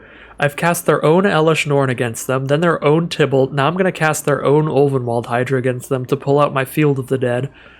This is the rudest game of Magic maybe I've ever played. This is the rudest thing in the world. Pull out that Field of the Dead and then play land for turn, so we get 2 zombies here, and we have plenty of blockers.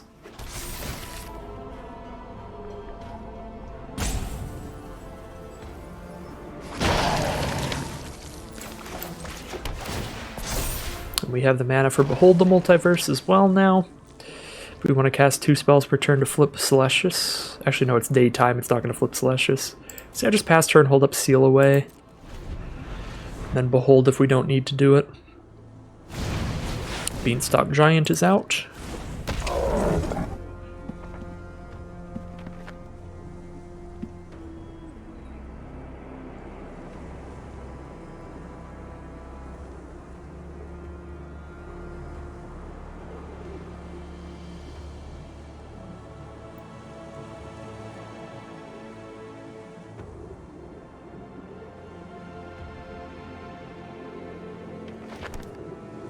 Opponent is assessing the board state. Jamoka's Command. Put a counter on a creature.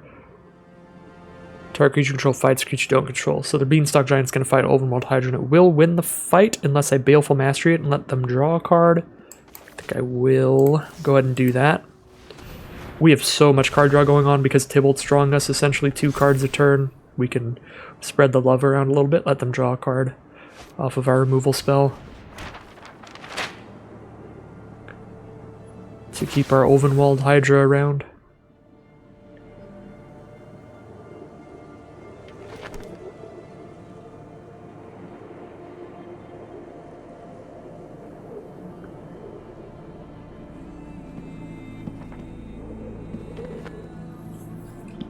They have one card left in their hand now.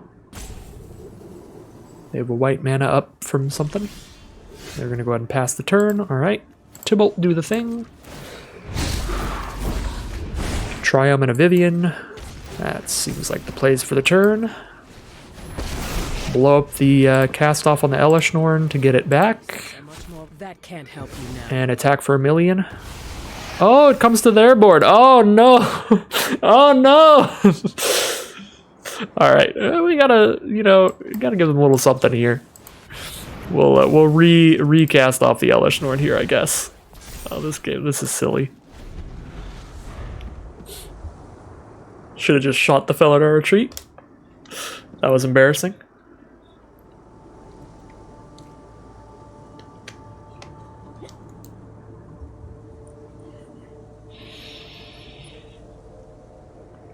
Oh, that was hilarious. Auron's Epiphany. Get some flyers, they get to kill Vivian, I guess. If they have land for a turn, they get to do some work here. I guess, yeah, they don't get to kill Vivian unless they play a land. Well, yeah, they do, because they can attack with a 2/2 as well. But our reach creature can block one of these flyers. So, yep, they're definitely killing Vivian. They could kill Tybalt if they attack Tybalt with everything and then we keep Vivian instead. Oh, now they can kill both. They get another land here.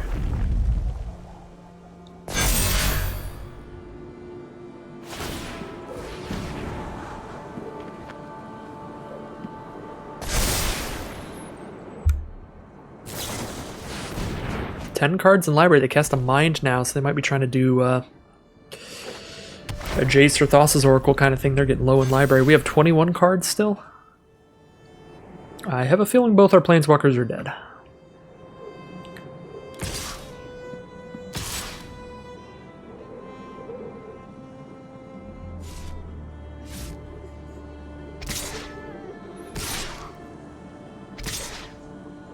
Yep, attack Tybalt with all 3 of these, and Tybalt definitely dies. Vivian gets to stick around, though, it looks like.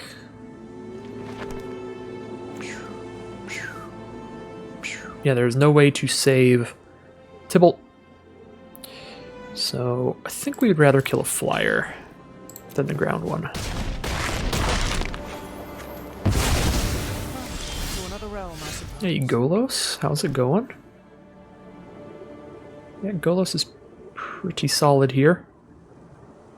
So we draw off Vivian first. You can't stop. Could change what we want to do. Torrential Cure Hulk, okay.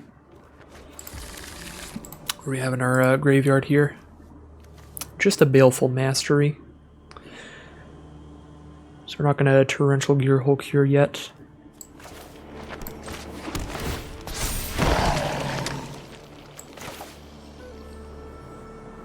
We have enough to spin the wheel on Golos after playing it here.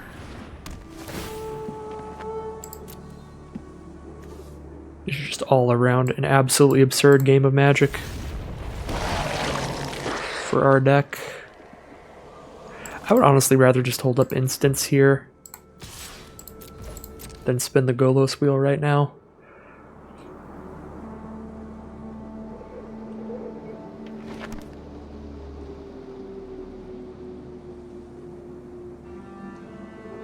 Start thinking a little more on what I'm doing, because that Elishnorn, bringing back the Elishnorn to their board definitely extended their lifespan in this game quite a bit, to where they have a shot of winning off of a Jace or Thassa's Oracle kind of thing.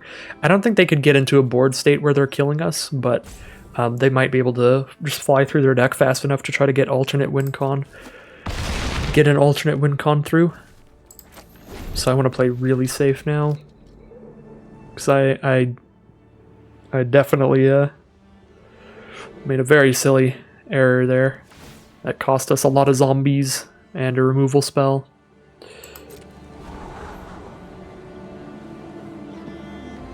We have 7 mana up. That's enough to Memory Deluge and neutralize if we hit it off the top 4. So if they play something that needs to be countered like a Jace, we can cast Memory Deluge, hope for the best. Although Behold the Multiverse digs just as deep for hitting one specific card. It's going to dig 4 cards deep, just like Memory Deluge would. Because we scry the 2 cards that aren't that away and then draw the next 2.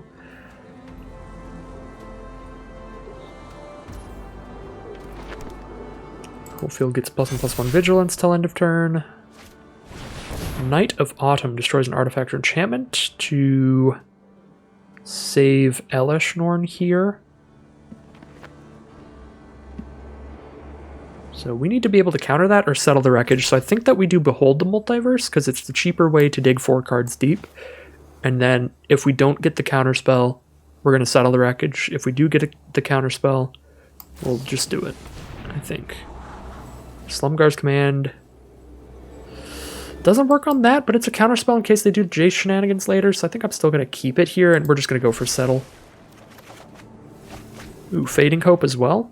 Fading Hope's pretty big.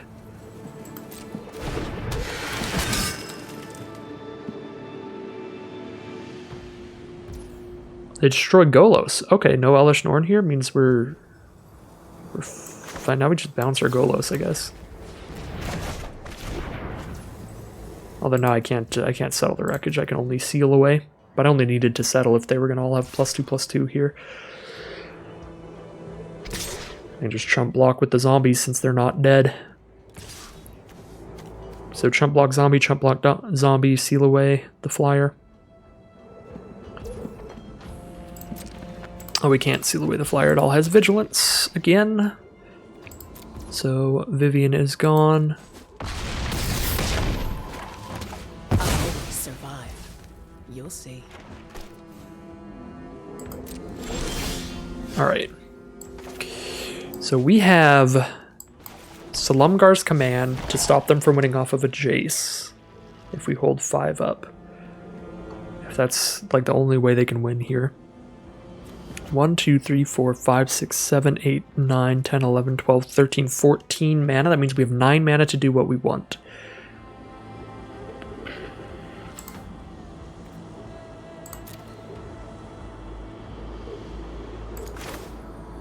Play a Golos, then attack with our Hydra.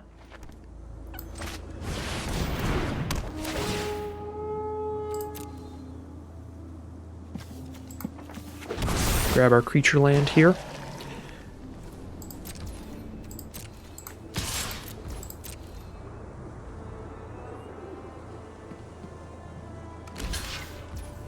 Chump block it is.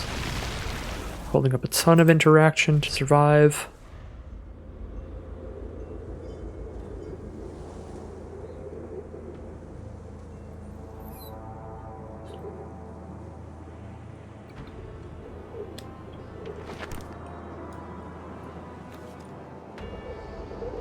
Six cards in their library. Remember when I took out my mill win conditions and we won a round to mill, and we might be winning this one to mill?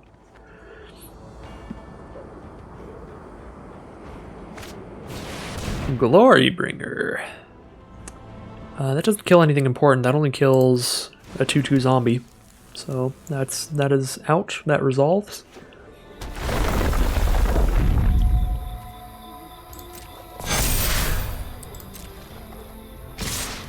Big settle is big.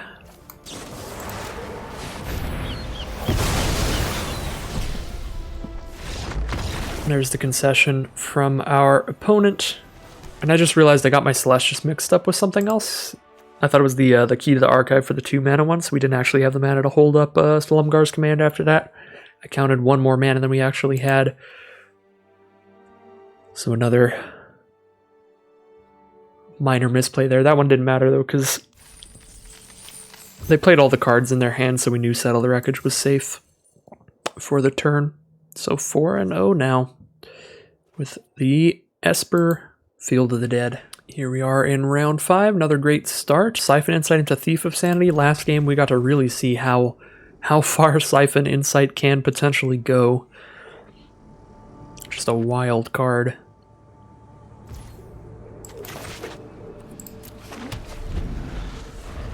Maybe supposed to play Skyclave Basilica turn 1 there. Because we do have a lot of expensive stuff in the deck, but in our current hand, 3 mana is enough for everything. So we might not need to play the Basilica, and if we do, we could play it turn 4. And still hold up a Neutralize. We've got our turn 2, turn 3 plan at the ready. Opponent starts with a Plains, and they pass the turn. We've got a Hinterland Harbor. We could play a fancier blue source. Still Siphon Insight here.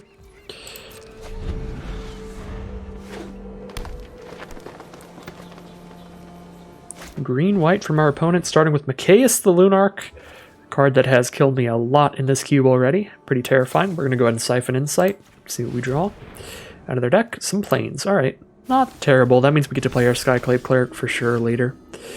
Okay, I'm going to play a Plains for now and play Thief of Sanity here.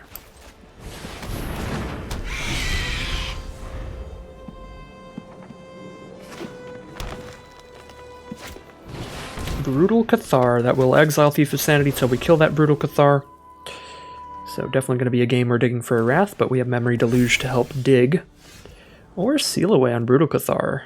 Could be big. No double black cards in the deck. I think I just want to play another blue source off the pathway.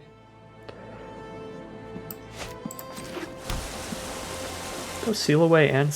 well, no, we can't Seal Away Skyclave Cleric. If I wanted to do that, I had to play Plains here. So we get to choose between Memory Deluge, Seal Away, and Neutralize, and Siphon Insight. We have so many options here if we just pass. But then the Moonrage Brute is flipped. So it's got that ward cost. We have to pay life to target it now. And it's slightly bigger. Yeah, the question here really is whether we want to try to pull for a Wrath or just exile the Brute.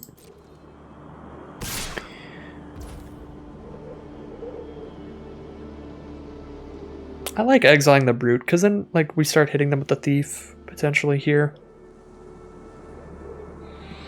Although, no, I'm going to take the 3, because we get to hold up a counterspell this way too, if they do something wild. And then if they don't, then we're digging for a Wrath.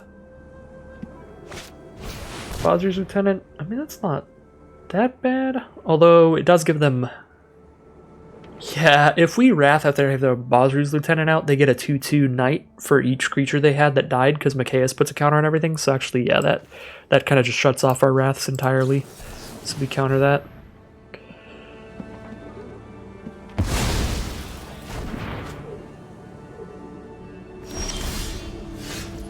Treasure Map is the draw for turn.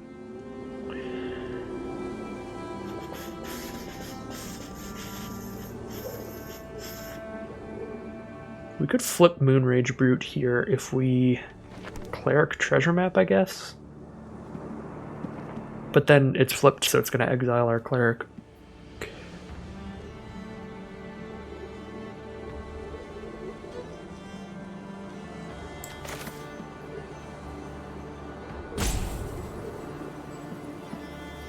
I think I'm just going to go for Memory Deluge again.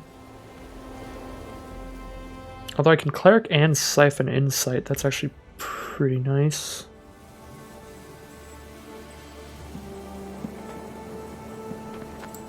Yeah, but then we want to Siphon during their turn here.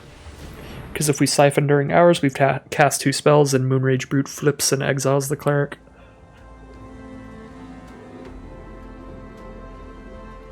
Let's gain a few life.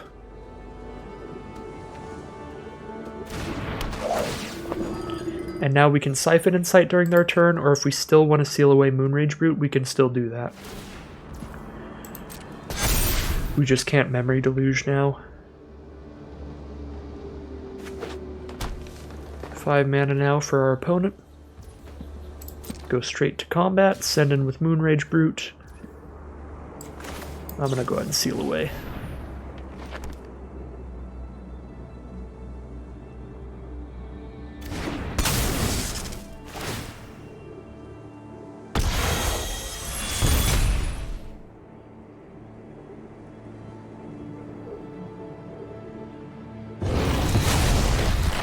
Get our Thief of Sanity back. Legion's Landing.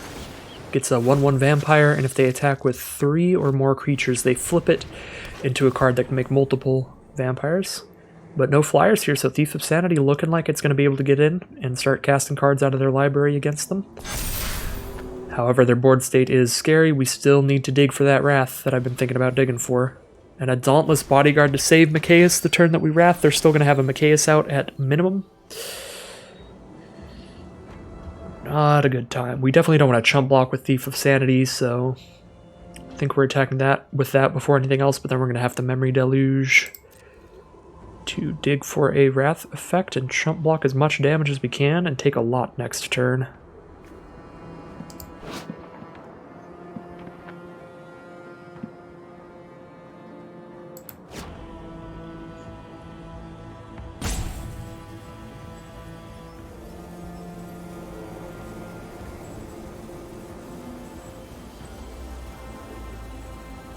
So we're going to hit with Thief of Sanity first to see what we draw out of their deck and see if it changes anything. If it's cheap removal, we'll probably just kill Mikaeus. Like if it's exile removal. If not, if we hit stone nothing out of their deck, we're going to play Treasure Map and hold up Memory Deluge. Hoping for that next turn Wrath.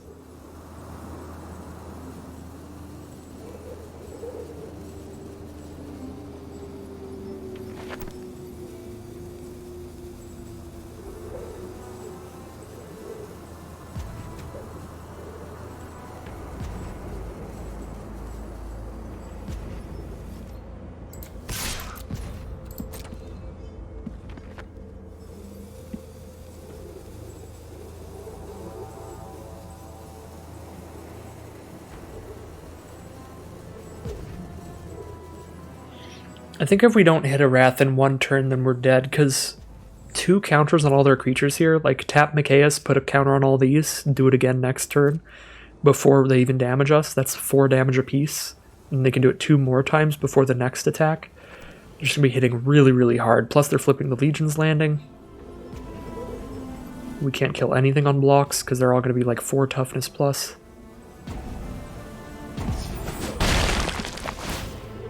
So Thief of Sanity pulls out Maul of the Skyclaves, Amiria's Call, and Faceless Agent.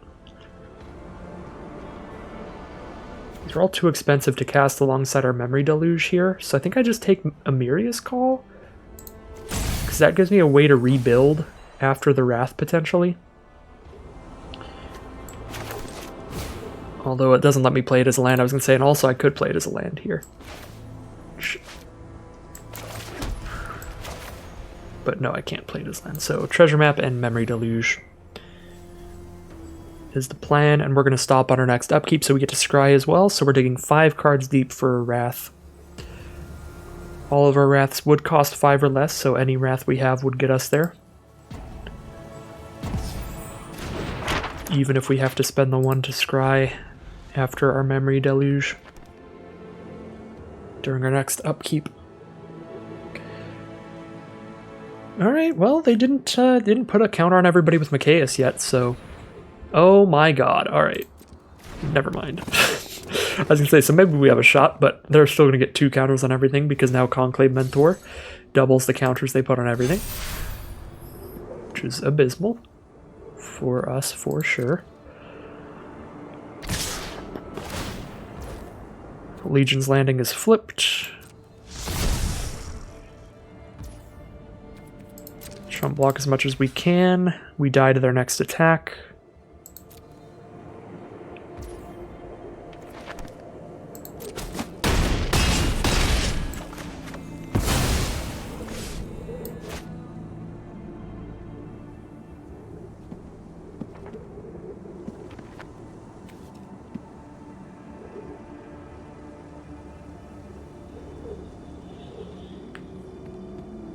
I guess Amiria's Call means we have 3 blockers next turn, but we still die because of Conclave Mentor. We block these 3, and then this has 2 more +1/+1 counters. That hits us for 6 single-handedly.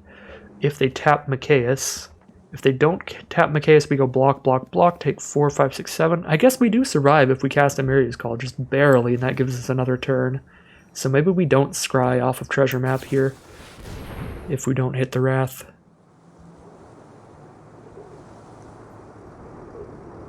Actually, you have to factor a Danto into that as well, so I actually don't think we survive if our opponent plays right.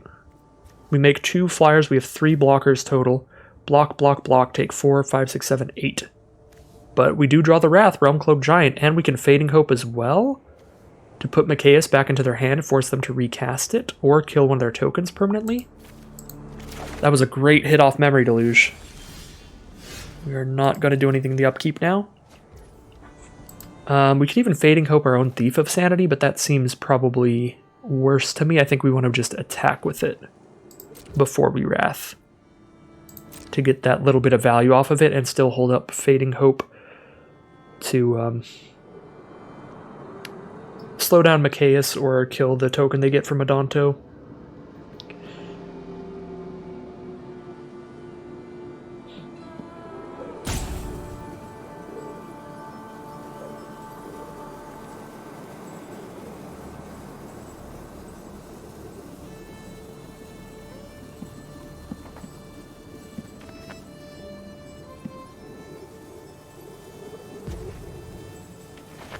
I'm pretty sure we're bouncing Mikaeus after we Wrath here. We're going to Wrath. Bodyguard's going to save Mikaeus. We bounce Mikaeus so that the token they get doesn't get extra Mikaeus counters, and then when they recast Mikaeus using all their mana, we'll exile it permanently. And then we just have to have blockers up for a 1/1 token.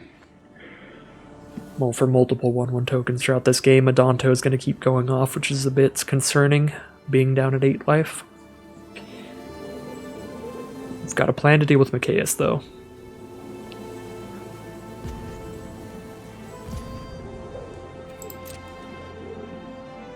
And at least one big card to get back in the game, this Amiria's Call from our opponent. Would be very helpful for that. Post-Wrath. We'll see if we can't get another Haymaker from our opponent here. Another Electabuzz. Really, really vague reference. Back in the very start of competitive Pokemon trading card game, when the trading card game just came out, one of the most competitive decks was called the Haymaker deck.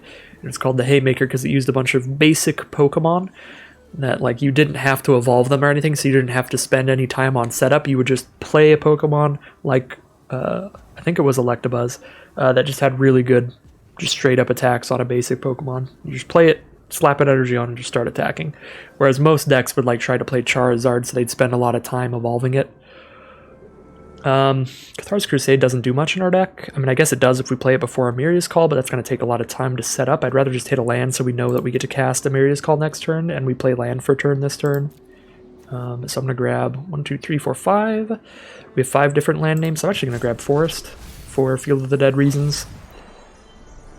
Oh, this only lets us cast. Gosh dang it. Gosh darn. Should have hit Cathar's Crusade. Getting confused because our Siphon Insight lets us play. So we have some cards in our deck that lets us play and some that let us just cast. So some of them like don't work there, some of them do work there. My mind is getting befuddled, and I'm talking about the Pokemon trading card game in the middle of a Magic in the middle of a Magic duel. So I'm a little everywhere here. So crack the Bodyguard to defend Mikaeus. We will then bounce Mikaeus and take 1 damage from a 1/1 lifelinker.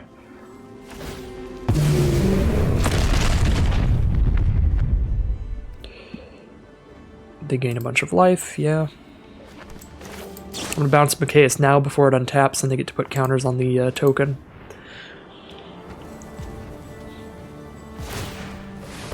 So we're going to take 1 damage this turn. They're going to spend a bunch of mana to recast Mikaeus, most likely. There's the land we need for the Amiria's Call, so I'm going to keep that. Although we're going to play Baleful Mastery and Siphon Insight next turn. We don't have enough black mana for that, actually. We would need double black. So I guess we're just going to Baleful Mastery to get rid of Mikaeus instead. Which means we're taking another 1, which is sketchy. But it's not enough to kill us.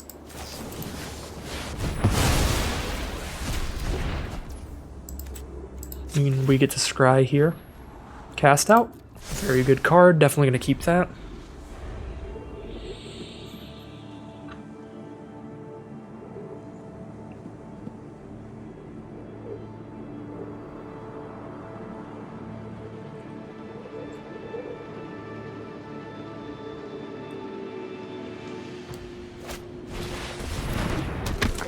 Arcus Acolyte makes all of their creatures able to just tap and put counters on themselves.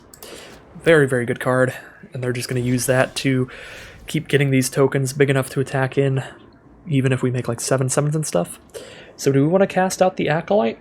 We take 3 damage if we do. If we just cast out the Acolyte here, then they have a 2/2 lifelinker and a 1/1 lifelinker attacking us next turn. I think I would rather Amiria's Call just right here, right now, and make sure I have some blockers on this board.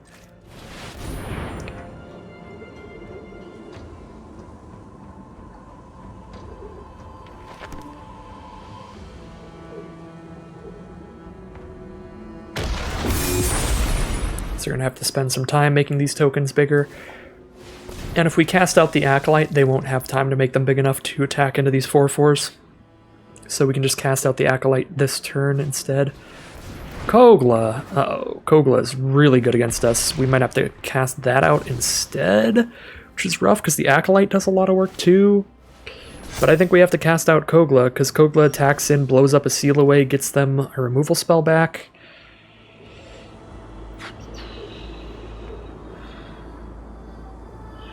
Oh, this is really not looking up. We can Siphon Insight before we cast out here and just see if that'll change anything. Because if we cast out, the only thing we're holding up is Malakir Rebirth anyway. So I guess we'll Siphon Insight here, see what we're getting. Isamaru Elite Spellbinder. Isamaru blocks 1/1s better, but Elite Spellbinder trades up into this vampire that's going to be like a 3/3. We don't have enough mana to cast either this turn anyway.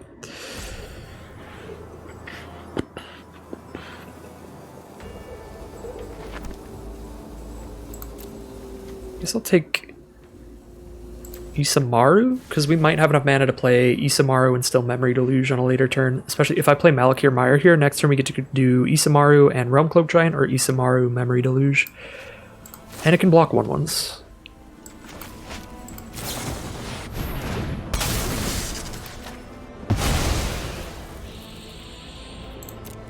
And we're going to be put in that same position where we're just using Memory Deluge and digging desperately for a second Wrath this time, but we have 3 Wraths in the deck, so it's not the most desperate position we could possibly be in. No, they're looking at their graveyard here. Don't like that. Bring back some of the stuff we've milled.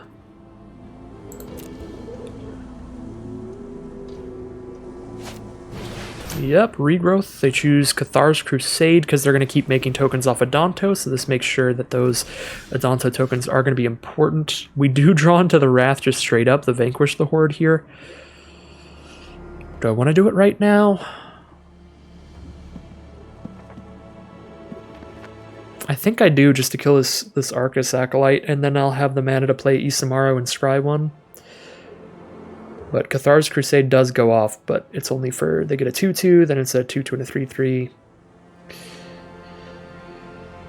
Cathar's Crusade is not ideal, that's for sure. I think, yeah, I would rather Vanquish now than play an Isamaru and Memory Deluge just so I'm blocking better, because then I'm losing Isamaru as well to the Vanquish the Horde. I can go ahead and get some damage in though. Or if they block with Acolyte, then I guess I don't Wrath. Okay. Vanquish. 2, 3, 4. 4 mana left up. That's enough for Isamaru plus Scry as the plan.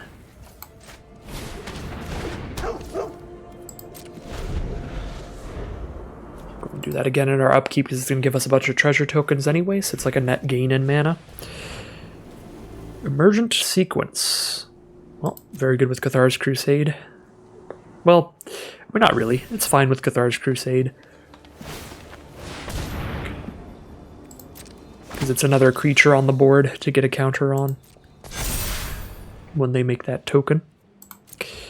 So, I mean, it could have been any creature in the deck and it would have been fine with Cathar's Crusade. Alright, Chapel, get that out of here. Untap. Do it again.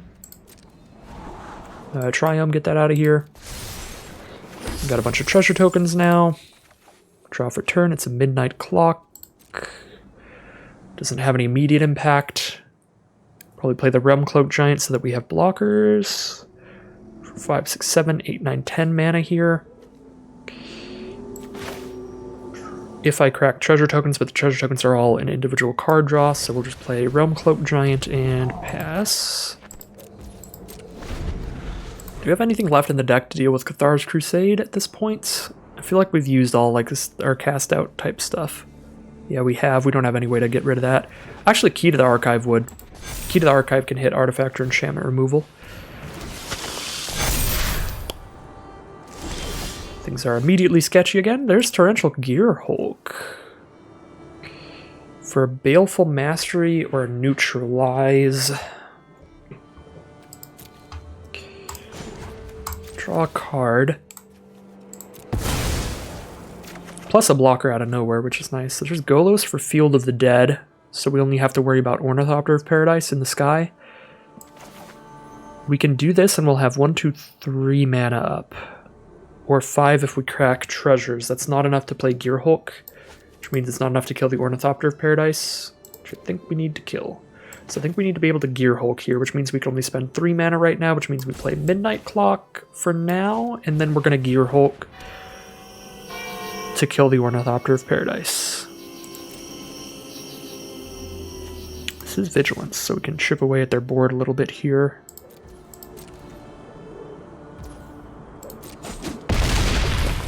Or just deal 7.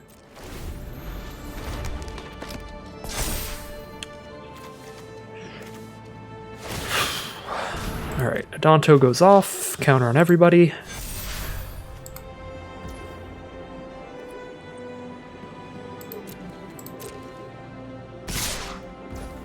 Ooh, this Gearhulk's gonna be real nice.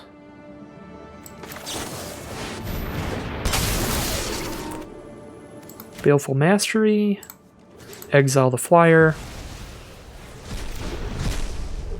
kill the 6/6, kill the 5/5, take 3.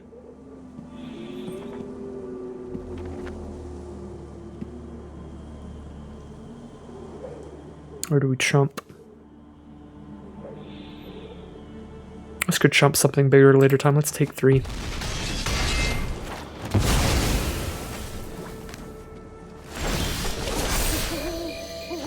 Gearhulk was so good for us there.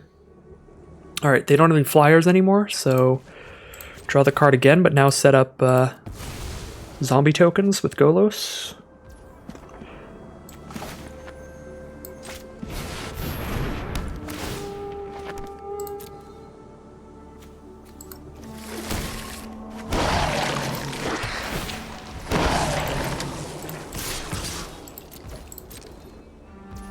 Attacking even more now.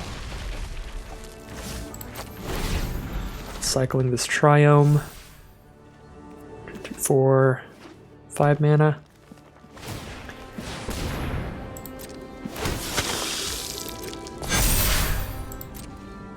It's gonna be hard to find lethal when they're like all lifelink, but we're in the driver's seat now. Like, we have all of the defense we need to not die, at least. And then Midnight Clock makes sure we don't mill out. We are down to 15 cards now, but that's not going to be a problem soon enough. We have a bunch of mana to dump into this when we're scared of our library count. For now, though, I'm still going hog wild. I'm just cycling this Triumph and drawing all the cards I can. We're going to Deluge whenever. We even have the mana to use Golos' ability, I think. Maybe not. I know we have green, blue, black, white. We actually don't have red. So maybe I should have played the Triumph over the plains. Yeah, we actually don't have red for Golos. Unless we crack this treasure. Cast 3 things for free is probably better than draw 1. So we crack the treasure for Golos here. I'm still going to cycle this Triumph. Maybe that's too bold. But I'm going for it. We have other red sources in the deck still. We have the Celestius, the Key to the Archive, Riverglide Pathway.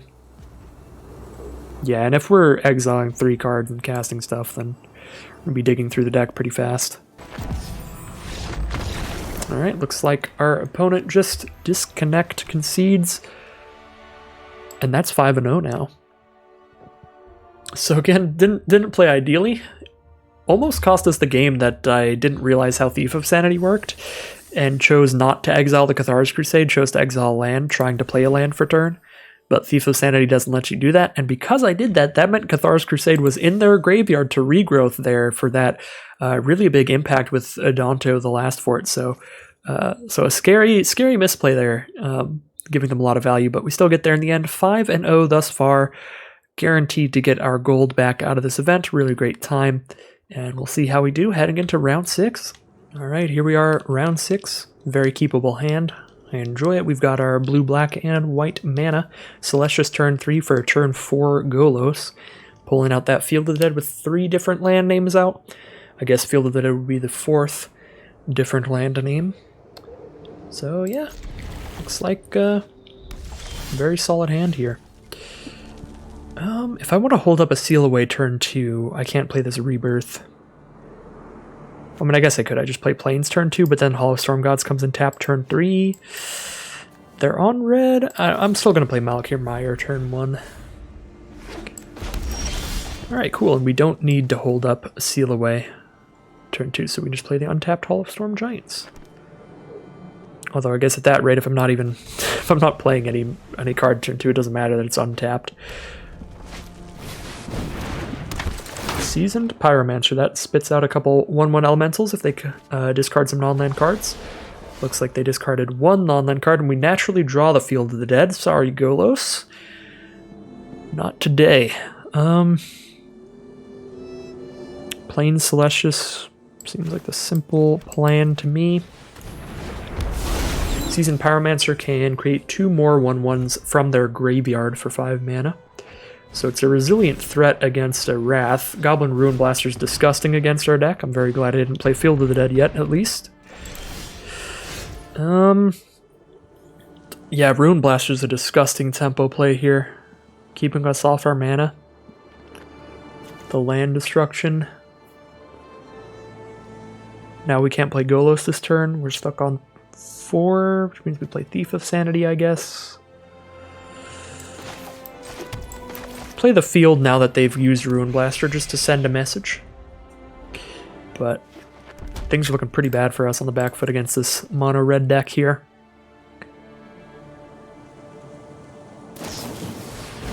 Yep, there goes Thief.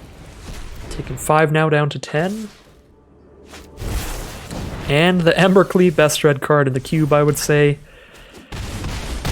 Down to 6. Actually, no, second best. Lightning Bolt's the best. And it's just game. We need a Wrath right now. We don't have one. We can Golos, block Seasoned Pyromancer. That still tramples over for 1, 2, 3, 4. Take 4, go to 2 life. I guess if they have 0 removal, Golos might be... We might be alive with Golos. Might be alive with Seal Away on Pyromancer. Yeah, we can flip Tonight this way as well with Celestius. So let's just not Golos. Gain a life as well. Seal away the creature that has Embercleave on it. 3, 4, 5, 6. We get a 1 life here. Okay, we're probably still dead. Almost definitely still dead.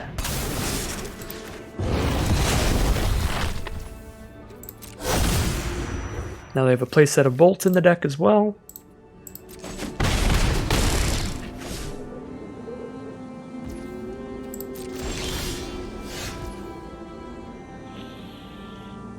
Can't get Field of the Dead active. We don't have a Wrath here. We could draw into one. Probably our 1 out. Draw into a Wrath and then hope our opponent has no Lightning Bolt in hand. That's cast off. Alright. Well, we're probably still dead here, but at least you can say we tried.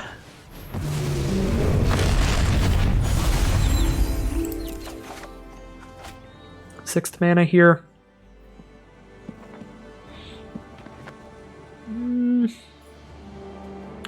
1, 2, 3, 4, 5. Golos is the 6th land. That still is no Field of the Dead. I'm just going to get rid of that. Because Key to the Archive could hit like Day of Judgment or something, another Wrath. that can protect us. Perforos's Intervention. Alright, yeah, we are just dead.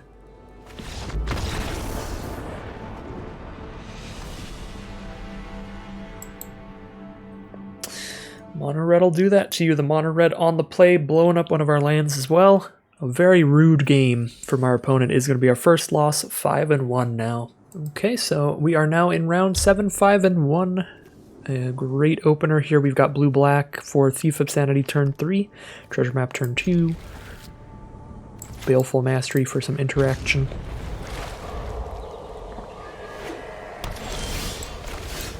Ooh, now we can just Siphon Insight instead of Treasure Map? Probably supposed to Treasure Map, but Siphon Insight is just a fun card. I'm going to start taking Siphon Insight way too highly now that I had that one game where I got to cast an Elesh Norn and Tybalt from my opponent's deck. That was just like the dumbest Siphon Insight thing you could do. Let's see what we get here. We get a Bone Splitter or a land. We have 4 lands already. Bone Splitter is really useless for us though. I guess it speeds up our Thief of the Sanity clock. I got no idea. I'll just take a Bone Splitter, but I don't think it's getting cast anytime soon.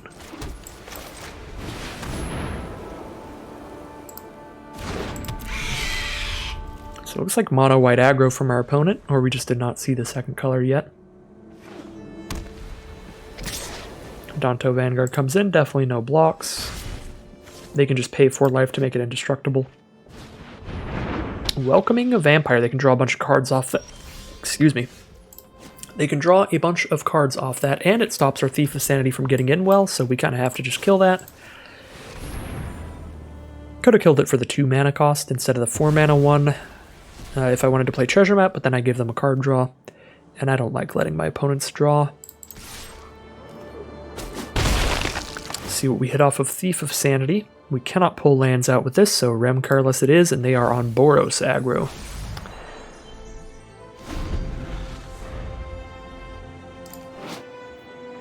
It's like a Flying Haster that adds to your damage spells, but also prevents damage from spells, which could be good against their deck, because they probably drafted around this a little bit to have some damage spells in their deck.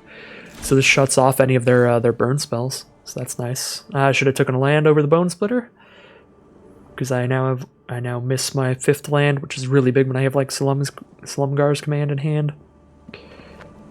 That being said, I can just play Rem here. Can attack with Thief of Sanity, but then it doesn't even matter if I hit a land off Thief of Sanity because I can't play the land off Thief of Sanity. Yeah, I should have gone with my gut and just played the land on the first Siphon Insight. Bone Splitter's just not a thing we're trying to do in this deck.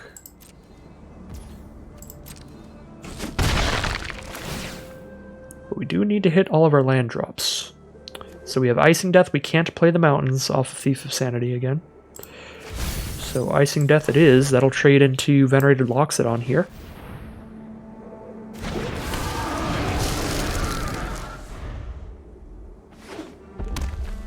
Uh-oh, there's the red source. Could be a burn spell to kill Icing Death, but Sword of Body and Mind it is. Protection from blue and green, and Loxodon is now a 6/6.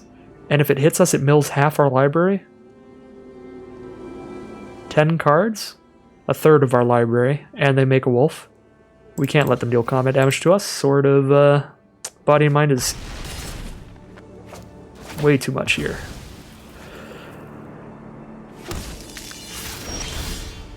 Alright, so there is the 5th mana for Slumgar's Command. We cannot bounce Venerated Loxodon because it has protection from blue.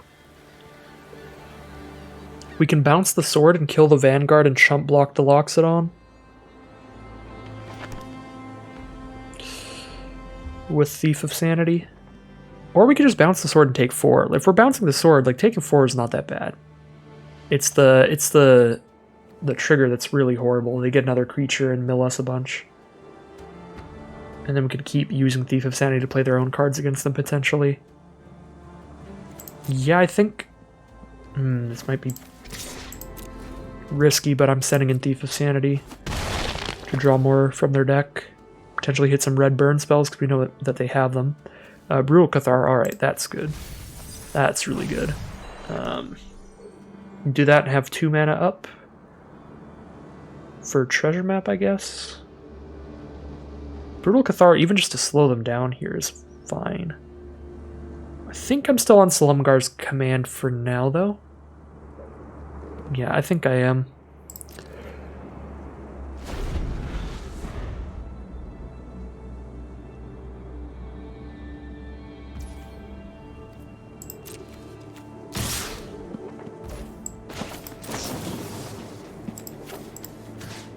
Turn target permanent to hand, Sword of Body Mind. Target creature gets -3/-3, Adonto Vanguard.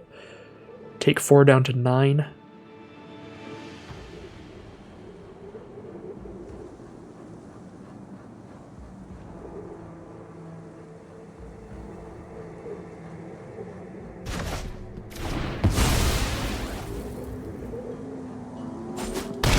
Four different land names, so if we play Golos, we'll be on the 5th with Field of the Dead. So no zombies from Golos yet. I think we're still just off of Golos for a few turns. There's Thundering Rebuke to kill the Thief of Sanity, and an Aether Sphere Harvester, so they have a flyer to crew. A 3/5 as well is a big deal.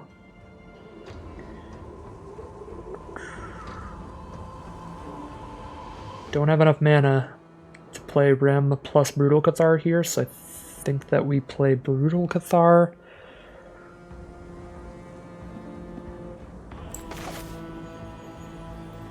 Midnight Clock Brutal Cathar.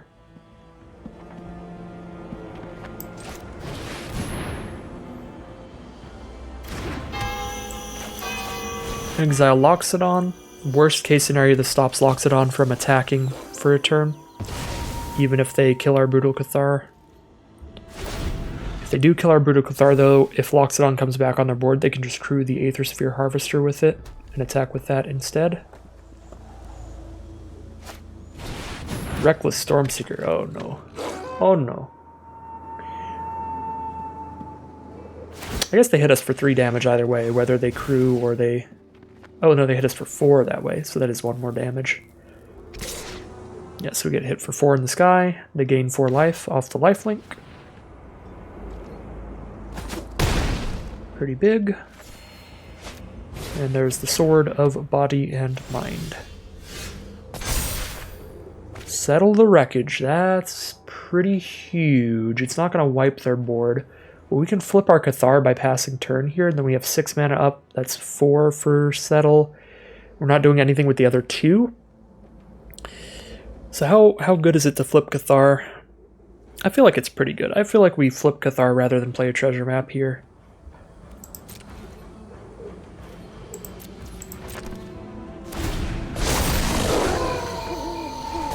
Although it does flip the Slasher too, but that doesn't really matter because we're just going to settle.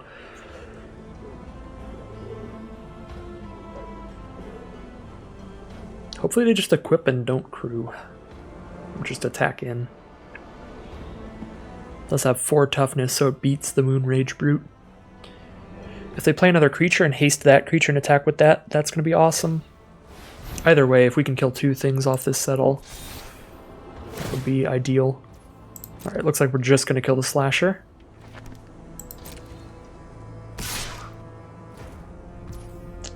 But even just killing the Slasher potentially keeps them off of Harvester as well. They need another creature for that. To crew it.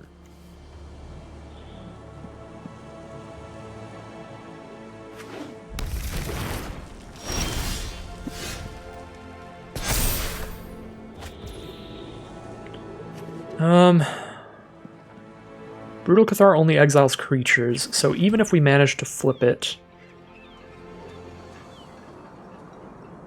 we're not exiling anything right now. I think I like Memory Deluge, although we can play Rem. And yeah, we can play Rem and hold up Memory Deluge, that way we have a chump blocker for Harvester, I guess. I kind of like that, and I don't want to flip the Brute. So I don't want to cast 2 things right now. So I want to play Rem right now and then Memory Deluge during their turn. Or I could play Siphon Insight right now and Memory Deluge during their turn and see if we can hit some instant speed removal. But like if they play a creature, they can use that creature to crew Aether Sphere Harvester And then after it's crewed, equip the sword. That's 5, that's lethal. Like, we're dead to a flyer if we don't have a flying blocker. Or dead to any creature if we don't have a flying blocker. So I'm just going to make the flying blocker. Cross my fingies. How bad is it if they kill Brood on the attack? It's pretty bad. I'm not going to attack here. It's pretty bad because they get Loxodon, and Loxodon then crews Harvester. And does the thing I was talking about where we have a 5-power Harvester coming at us and we have to chump block with Rem Careless. Got past turn, alright, Memory Deluge. Memory Deluge. I can speak English. They holding up 5 damage of burn. Just waiting till I don't have mana for counterspells. Could be here. Ooh, Rem Careless stops your burn spell. I'm sorry, opponent. But your own card has come back to bite you. Hardcore. Definite Fading Hope here. I don't even think we take Field of the Dead because we have Golos. We probably take Field of the Dead. Play that as land for turn. Yeah. That was what I was talking about with Rem Careless earlier, where I was like, well, this is really good against their deck, probably, because they probably are running burn because it doubles the burn, or it adds to the burn. So any burn they have just doesn't work against our creatures now, and yeah, they scoop them up. Rem Careless gets them good for that lightning bolt, and now we Field of the Dead, and probably Golos as well, get a zombie out, and we still have the 1 mana up for Fading Hope to bounce Aether Sphere Harvester when they try to equip it with the sword and kill us with that. So now we're in a decent defensive spot, plus if we, like, every extra turn we get starts compounding our advantage, because then we start spinning that Golos wheel and going crazy. So 6 and 1, a great showing from the Golos Field Esper control deck. Alright, final boss now. We are 6 and 1. If we win this one, we are out with the full rewards. So I am going to keep this hand. Pretty great opener here. And now we have the turn 3 Thief of Sanity, probably the best turn 3 play in our deck. We'd go Shipwreck Marsh, Plains, Isolated Chapel here, so we can 2-drop our treasure map, 3-drop our Thief. Then Triumph turn 4. Playing against Rakdos so far from the mana base. Nothing turn 3 though, probably a burn spell to kill Thief. We don't have anything that's ever going to protect Thief, so we're still just jamming it out turn 3 and crossing our fingers and hoping for the best. But I don't think Thief of Sanity is long for this world. Lightning Bolt, Play with Fire, Poison the Cup. Tons of options here. Ooh, and the disgusting Kolagon's command for the 2-for-1 kill Thief of Sanity and blow up treasure map. And there is a Priest of Forgotten Gods from our opponent with no creatures alongside it though, so not the scariest priest ever. We can't hold up a Slumgar's command by playing an untapped land, so I'm just going to play a tapped one, because the untapped land, the only thing we're holding up is Settle the Wreckage, and we're not going to cast that. If we could hold up Memory Deluge, I'd probably play the untapped land, but we don't have the mana for that. Blue-black's the most important here, so we'll play that. We could even cycle this Triome if we want. Siege Gang Commander. Well, that works with Priest of Forgotten Gods for sure. It is not good. I think I am going to cycle the Triumph, see if we just draw straight Wrath for during our turn. Probably not. We're probably going to be on Settle the Wreckage here, but they might not play into it. Oh! Or, you know, or we never didn't have it. Realm Cloak Giant. Get all that out of here, please. And they draw for turn. They've got 4 cards in hand now. 6th mana, Reassembling Skeleton is down. Settle the Wreckage being able to exile is going to be very good against this deck.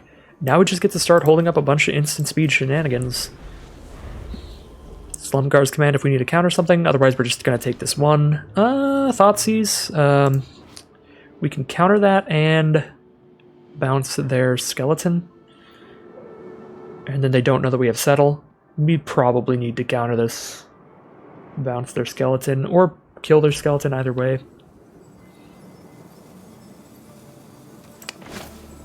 But that means whatever they're casting next is going to resolve.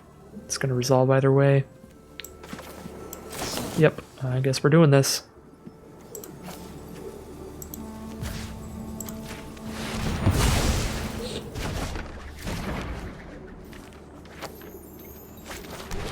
Alright, reassembling skeleton is back.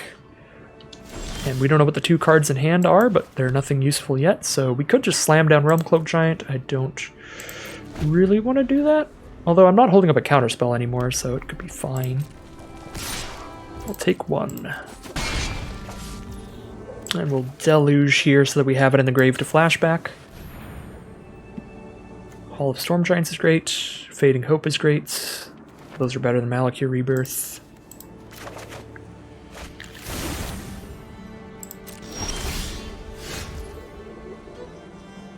We have the 7 mana up for the big Memory Deluge, so we'll go for that here because we're just taking 1 a turn. Again, we don't need to slam down a 7/7 right now, taking 1 per turn.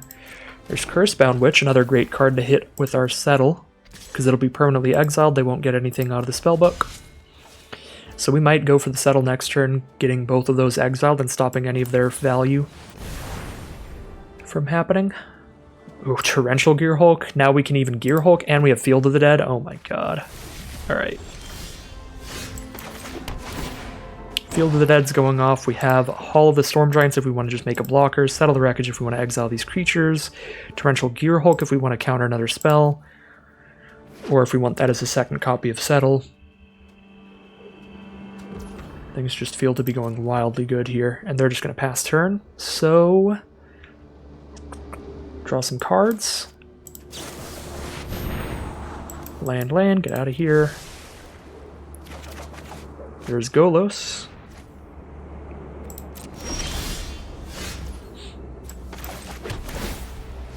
We have to hold 6 mana up to hold up a counterspell, which I definitely want to do.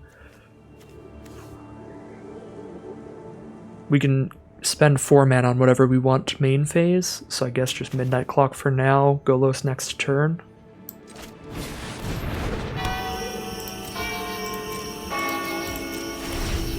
Don't even really want to attack into these creatures because they get something from the spellbook. Although I'll have to attack into them at some point.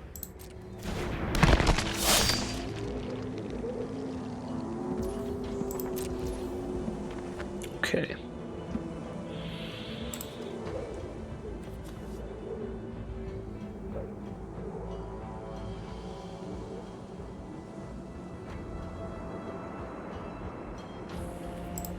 I don't think I'm Solumgar's commanding still, so I don't think I'm Gear Hulking. Just put some counters on our Midnight Clock for the massive card draw from that. But now we have the mana to do Golos this turn. We've got a Baleful Mastery to exile the Cursebound Witch, which is the only card I was kind of scared of dying the regular way. So we might as well. I mean, we're holding Gear Hulk up. We can expend so many resources here. We've just drawn 1,000,000 compared to our opponent.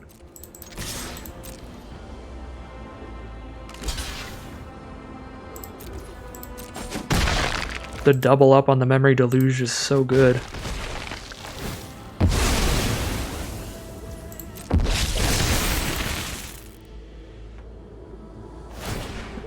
We're incredibly free to just play this wildly safe.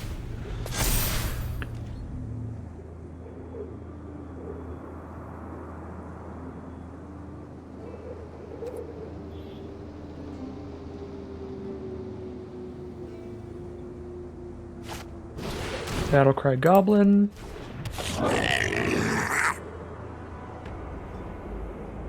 Maybe it's a good enough spot for them to be convinced to attack now. Nope, not yet. Get this Midnight Clock ready for the big draw 7. We're going to start dumping our hand a little quicker now, I think. We definitely have Golos plus Torrential Gear Hulk mana now.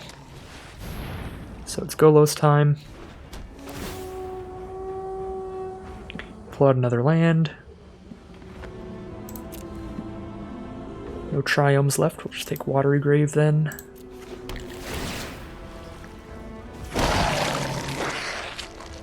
Still holding up that Gear Hulk and still free to attack in.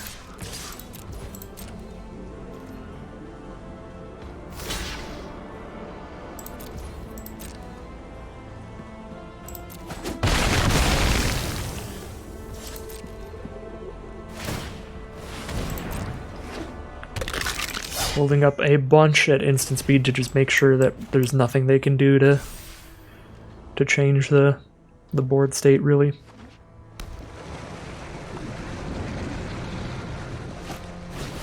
Bloodchief's Thirst, yeah, we'll go ahead and counter that now with Gearhulk. Keep Golos out. And there's the concession from our opponent. That is 7-1 with the Esper Control Golos Field of the Dead deck. A really nice showing. The only loss being to that mono red deck that was just too blisteringly fast for us to deal with, as the mono red tends to be. So we'll take one last look at the deck, but really nice showing from the deck. Really nice showing from like every card in the deck. I mean, some of the cards were pretty filler, like Malakir Rebirth. I mean, we're just playing that as another land for Field of the Dead. We're just playing Malakir Mire, basically. Skyclave Cleric did just get cast as a blocker to gain us some life sometimes. So nice showing from that. But like, yeah, I would say the Celestius went off. We gained life, drew and discard off this a lot. And the mana ramp was important. Key to the Archive went off. We got good removal out of this while getting mana ramp. Golos Field obviously went off all of the time. Both of those cards absurd. Gearhulk did crazy things. All of our Wrath effects were very important. Realmcloak Giant, Vanquish the Horde, and Settle the Wreckage. And yeah, Siphon Insight even got to go ahead and do some absolutely wild things that one game where we managed to pull out Elesh Norn and Tybalt.